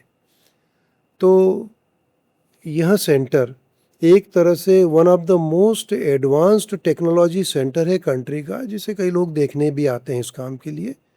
तो एक पेशेंट को हम डिजिटली बहुत सारी चीज़ें यहाँ पर मैनेज करते हैं, ये इसका टोटल का एक ऑब्जेक्टिव था। और चौथा ऑब्जेक्टिव यहाँ पर हमारा एक और है, जिसमें कि बहुत सारे एमडी फिजिशियंस, कई डायबिटोलॉजिस्ट अक्रॉस द कंट्री इस सेंटर पर आते हैं, और हम उनके साथ भी how to take better care of your patients, आप और क्या बेटर कर सकते हैं, ये एक तरह का इंफॉर्मेशन ट्रांसफ़र, नॉलेज ट्रांसफ़र का प्रोसेस होता है, जिसका नाम मैंने दे रखा है Sandipan, that is lightning one lamp from other, so that कि जो चीज़ें हमने महसूस की है, एक्सपीरियंस की है, सीखी है, समझी है, इसे हम अन्य फिजिशियंस तक ट्रांसफ़र करें, ताकि वो अपने पेशेंट्स को इसका बेनिफिट पहुंचाए, और जिसके ज़रिए हम राष्ट्रीय स्तर पर हम डायबिटीज़ की केयर को कैसे इम्प्रूव कर सकें। तो ये सभी सेगमेंट्स पर इस वक्त टोटल में काम होता है। Nice sir, it's a great effort and I believe कि आपके इस एफर्ट से लाखों लोगों को नई ज़िंदगी ऑलरेडी मिल चुकी होंगी, और आगे आने वाले समय में और भी लाखों लोगों को ज़िंदगी मिलेंगी। सर अभी आपने बात की जैसे रिसर्च की कि लाइक टोटल के अंडर में रिसर्च भी एक one of the main component है यहाँ पे। आपको क्या लगता है सर, इंडिया में एंड ऑन ग्लोबल लेवल अभी जो रिसर्च खासकर in the field of diabetes and endocrinology, क्या उस पेस पे हो रही है जिस पेस पे ग्लोबल लेवल पे हो रही है, या हम लोग काफ़ी पीछे हैं रिसर्च में? देखिए, अगर हम इन जनरल मेडिकल रिसर्च की बात करेंगे तो इसके मल्टीपल कंपोनेंट्स होंगे। एक होता है कि डिसीजेज़ की बहुत माइन्यूट माइनर मॉलिक्यूलर स्टडीज़, उसके बेसिस पे सॉल्यूशंस, पाथवे डिटेक्ट करना, ये कार्य हमारे देश में नहीं होता, ओके। क्योंकि इसके लिए तो एक बहुत बड़ा साइंस टेक्नोलॉजी सिस्टम चाहिए, बहुत सारी लैब्स चाहिए, जो अनफॉर्चुनेटली हमारे देश में मेडिकल का वो रिसर्च सेगमेंट नहीं होता। हमारे यहाँ पर किस तरह का रिसर्च सेगमेंट संभव है? एक, हम एनालिटिक्स कर सकते हैं, हमारे डिसीज़ ट्रेंड्स देख सकते हैं, कौन से फैक्टर्स ज़्यादा ऊपर चल रहे हैं, एक वो रिसर्च है। और दूसरी, कुछ हम मेडिसिन्स, ग्लूकोज ट्रेंड्स, कॉम्प्लिकेशंस किन लोगों में ज़्यादा हो रहे हैं, प्रिडिक्शन मॉडल्स, हम उस रिसर्च पे ज़्यादा है। अगर हम सोचेंगे कि हम original drug discovery, original molecular reasoning for disorders, like जैसे अभी Russia they have started their cancer vaccine. I don't know about that, but वो कहाँ पर है मैं नहीं कह सकता हूँ। बट हम उस मॉलिक्यूलर लेवल पे जाने के लिए एक्चुअली ये बहुत एक्सपेंसिव अफेयर भी है, बहुत सारा साइंस और टेक्नोलॉजी डिपार्टमेंट है। तो इसके अंदर अभी तो हम पीछे हैं, पर इंडिया ने जो सबसे बड़ा बड़ा तरक्की किया है, अगर मेडिकल सेगमेंट में अगर हम देखेंगे तो हम बहुत सारी चीज़ें अब इंडिया में डेवलप होने लगी है। जैसे प्रोटीन केमिस्ट्री, एक ज़माने में सभी प्रोटीन मॉलिक्यूल्स, प्रोटीन ड्रग्स के ऊपर हम पूरी तरह से विदेशों पे निर्भर थे। अब ये बहुत सारी चीज़ें भारत में होने लगी है। तो कुछ क्षेत्र ऐसे हैं जहाँ इंडिया ने अच्छा प्रोग्रेस किया है, पर जो बेसिक क्लिनिकल रिसर्च बोलते हैं उसका अभी हमारे देश में कोई बहुत ज़्यादा स्कोप भी नहीं है। तो मोस्ट ऑफ द साइंटिस्ट, इसलिए आप देख लीजिए, ये अन्य देशों में काम कर रहे हैं जहाँ पर कि इसके लिए इंफ्रास्ट्रक्चर मौजूद है।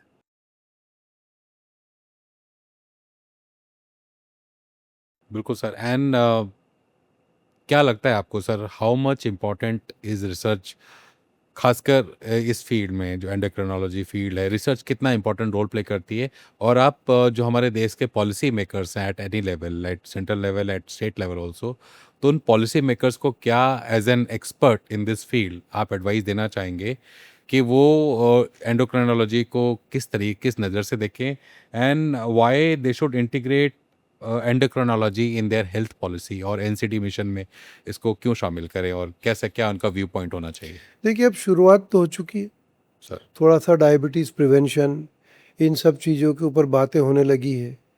अगर अभी हम देखेंगे तो प्रधानमंत्री जी ने भी मोटापे के बारे में कुछ स्टेटमेंट्स और इसको कैसे कम किया जाए इसकी बात की है। तो एक ओवरऑल रिसर्च तो कभी भी बहुत महत्वपूर्ण चीज़ है और इसकी उपयोगिता से कभी इनकार नहीं किया जा सकता। बट एक बड़े लेवल की रिसर्च एक बहुत बड़ा खर्च लेके आती है और उसके लाभ तुरंत नहीं मिलते। तो ऑब्वियसली ये समय के साथ विकसित होगा, लेकिन देश की पॉलिसी में अब स्टेप्स दिखने लगे हैं, क्योंकि पॉलिसी मेकर्स को भी ये दिखाई दे रहा है कि अगर आज ओबेसिटी, आज अगर बच्चों को हेल्थ की एजुकेशन के प्रति जागरूक नहीं किया गया तो फ्यूचर तो फिर एक अनहेल्दी लार्ज पॉपुलेशन ऐसी हो जाएगी जो एक आर्थिक बर्डन बनेगी देश के ऊपर। तो यदि देश को प्रोग्रेस करना है तो ऑब्वियसली हमारी पॉपुलेशन हेल्दी होनी चाहिए। तो इसके ऊपर एक मूवमेंट शुरू हुआ है। अब देखिए ये आगे किस लेवल तक जाता है, पर देखिए सरकारें अपना काम करती रहेंगी, लेकिन इंडिविजुअल लेवल पे, व्यक्तिगत रूप से इस पे अच्छा काम करने के लिए तो हम अपने आप को स्वयं मोटिवेट करके सब चीज़ें शुरू कर सकते हैं। बिल्कुल बिल्कुल। और इसके लिए किसी आदेश की या किसी पॉलिसी की ज़रूरत नहीं है। तो इसमें जैसे स्कूलों में हो रहा है, मुझे लगता है कि 5-10 साल में इसके हमको परिणाम देखने को मिलेंगे, बहुत अच्छी बात है। लेकिन साथ में लोगों को व्यक्तिगत तौर पे भी स्वस्थ रहने के लिए अच्छे प्रयास करने चाहिए। बिल्कुल, एब्सोल्युटली करेक्ट सर। एंड हमारा मानना यही है कि sir as as a Indian sir, हम लोगों की मानसिकता ये होती है कि जब तक हमारे साथ कुछ घटित नहीं होता है तब तक हमें उस पर यकीन नहीं होता। ये ही हमारी डायबिटीज़ की सबसे बड़ी समस्या है, जो मैं अपने पेशेंट्स को एग्जाम्पल दे के यही कहता हूँ कि अनफॉर्चुनेटली हमारी प्रवृत्ति ये है कि जब विपदा आएगी तब निपटेंगे और फिर कभी नहीं निपट पाते, खत्म हो जाता है सब Yes. कुछ। हम विपदा आने ना दें इसके लिए प्रयास करें, और यही डायबिटीज़ की फिलॉसफी, और इसीलिए मैंने रखा treat to target, sir overall live longer. हर चीज़ का टारगेट है, आपके वजन का टारगेट है, बीपी का टारगेट है, शुगर का टारगेट है, कोलेस्ट्रॉल का टारगेट है, आपके शरीर में इंसुलिन कितना होना चाहिए इसका टारगेट है। इसको अभी से अचीव करिए। क्यों पहले शरीर को खराब होने के बाद इलाज की बात करते हैं?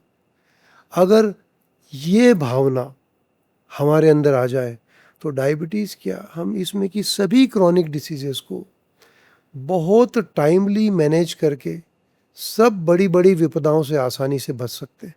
बिल्कुल बिल्कुल, एब्सोल्युटली करेक्ट। तो इसीलिए it's a humble request, just for the sake of your own benefit, please come out from this mindset कि जब तक मेरे साथ ये घटित नहीं होता तब तक मैं इसको मतलब ध्यान नहीं दूंगा या दूंगी।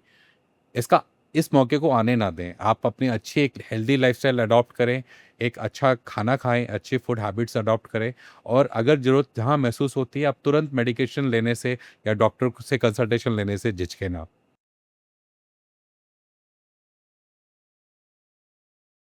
Now we move ahead, sir, and one of the last question we have, uh, what do you think, sir? What role does AI और जो खासकर अभी जो नया डिजिटल टेक्नोलॉजीज हैं, डीप टेक्नोलॉजी, सर, ये डायबिटीज़ के उन्मूलन में और इसके प्रिवेंशन में किस तरीके से बहुत मेजर योगदान दे सकती है इन इंडिया?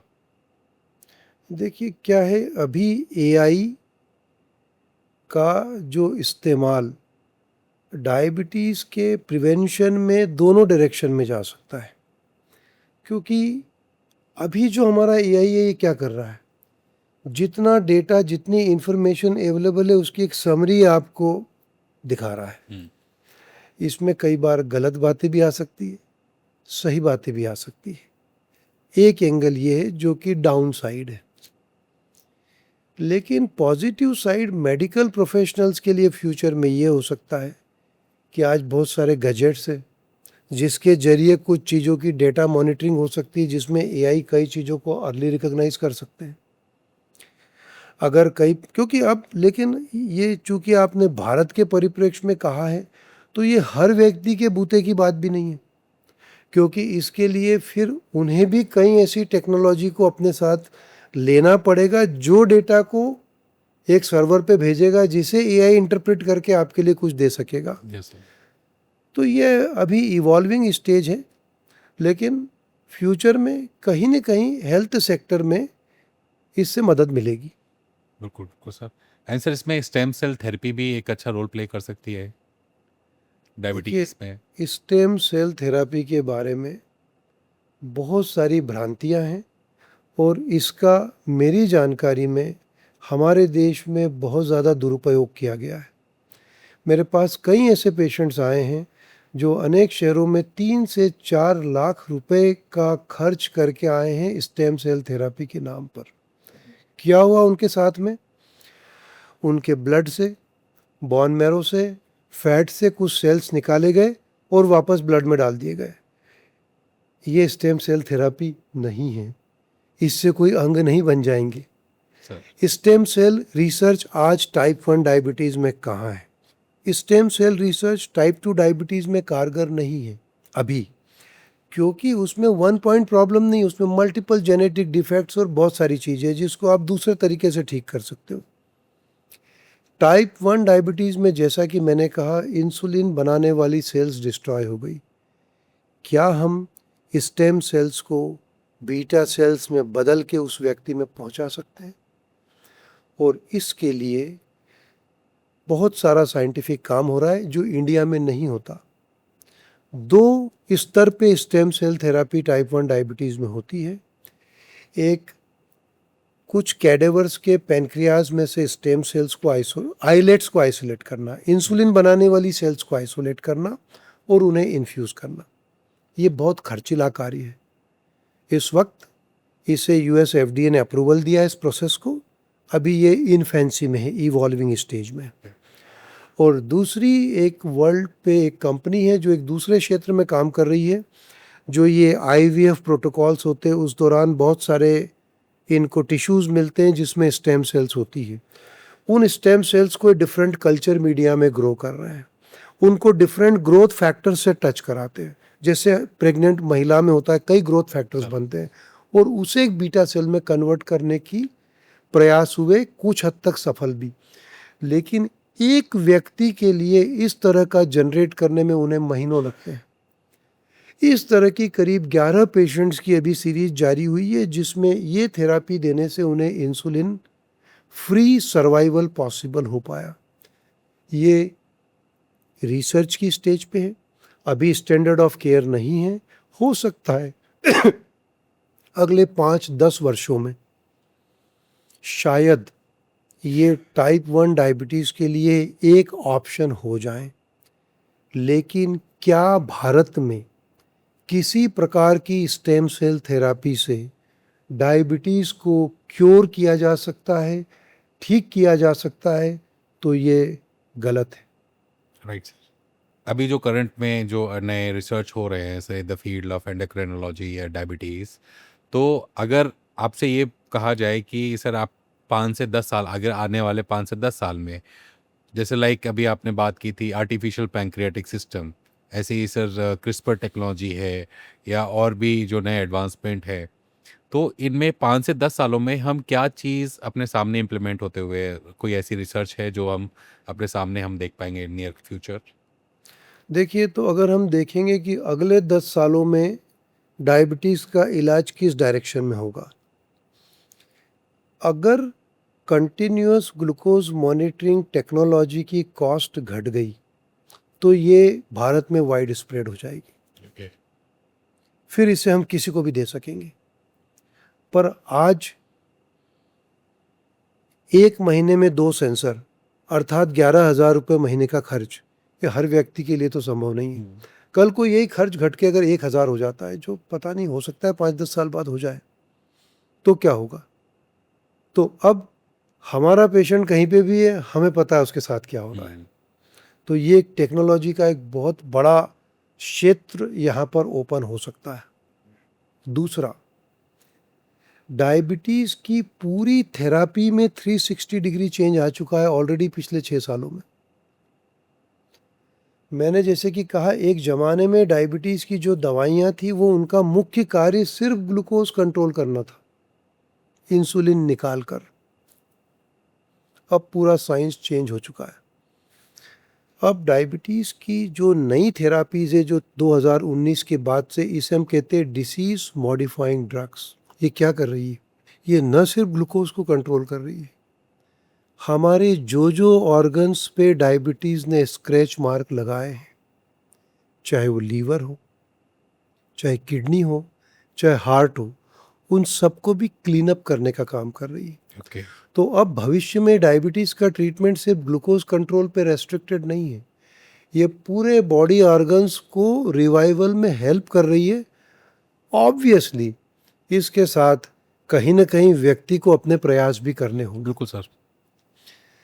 तीसरा क्षेत्र जो टाइप 1 डायबिटीज़ में है, वहाँ पर फिर अलग तरह के टेक्नोलॉजी डेवलपमेंट हो रहे हैं।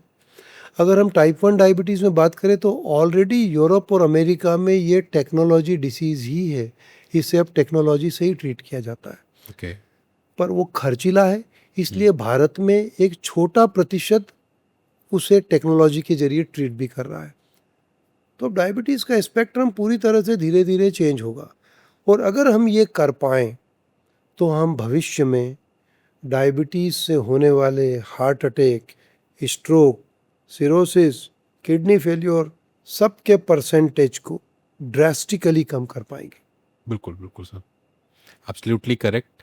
एंड आपने सर इतनी एनलाइटनमेंट हमें दिया और इतनी सारी टॉपिक्स को बहुत ही इजी वे में आपने लोगों के लिए समराइज किया, एक्सप्लेन किया, एंड उसके लिए बहुत बहुत थैंक यू। एंड अगर वन फाइनली लास्ट क्वेश्चन,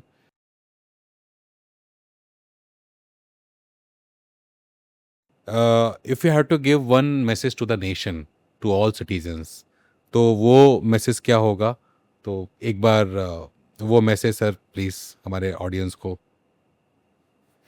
देखिए, सबसे पहले मेरा मैसेज तो ये है कि डायबिटीज़ से हमें डरने की ज़रूरत नहीं है। हम डायबिटीज़ को बहुत आसानी से डिफीट कर सकते हैं अगर हम उसे एक चैलेंज की तरह लें। और अगर आपको उसे डिफीट करना है तो सबसे पहले एक्सेप्ट करना पड़ेगा कि यस आई हैव दिस, और अब मुझे क्या करना है। पाथवे क्रिस्टल क्लियर है, यह कहीं कोई कन्फ्यूज़न नहीं। हेल्दी लाइफ स्टाइल अडॉप्ट करें।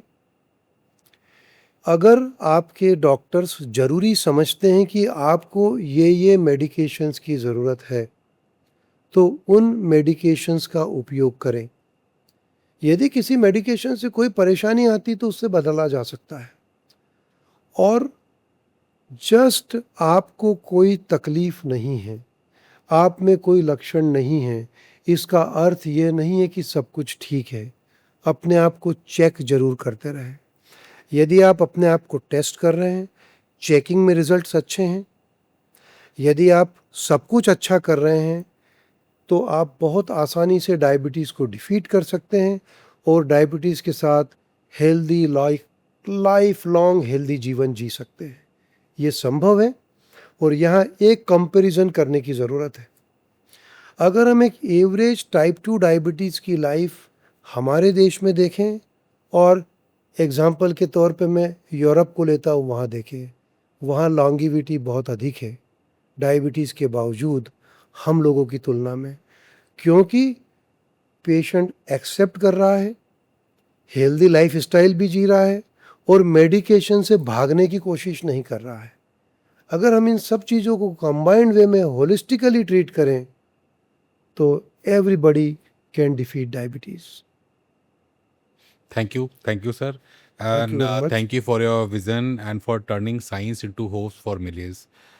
Your work at Total is not just curing patient, it is creating awareness and it is spreading good knowledge to for all kinds of masses and all kinds of section of the society.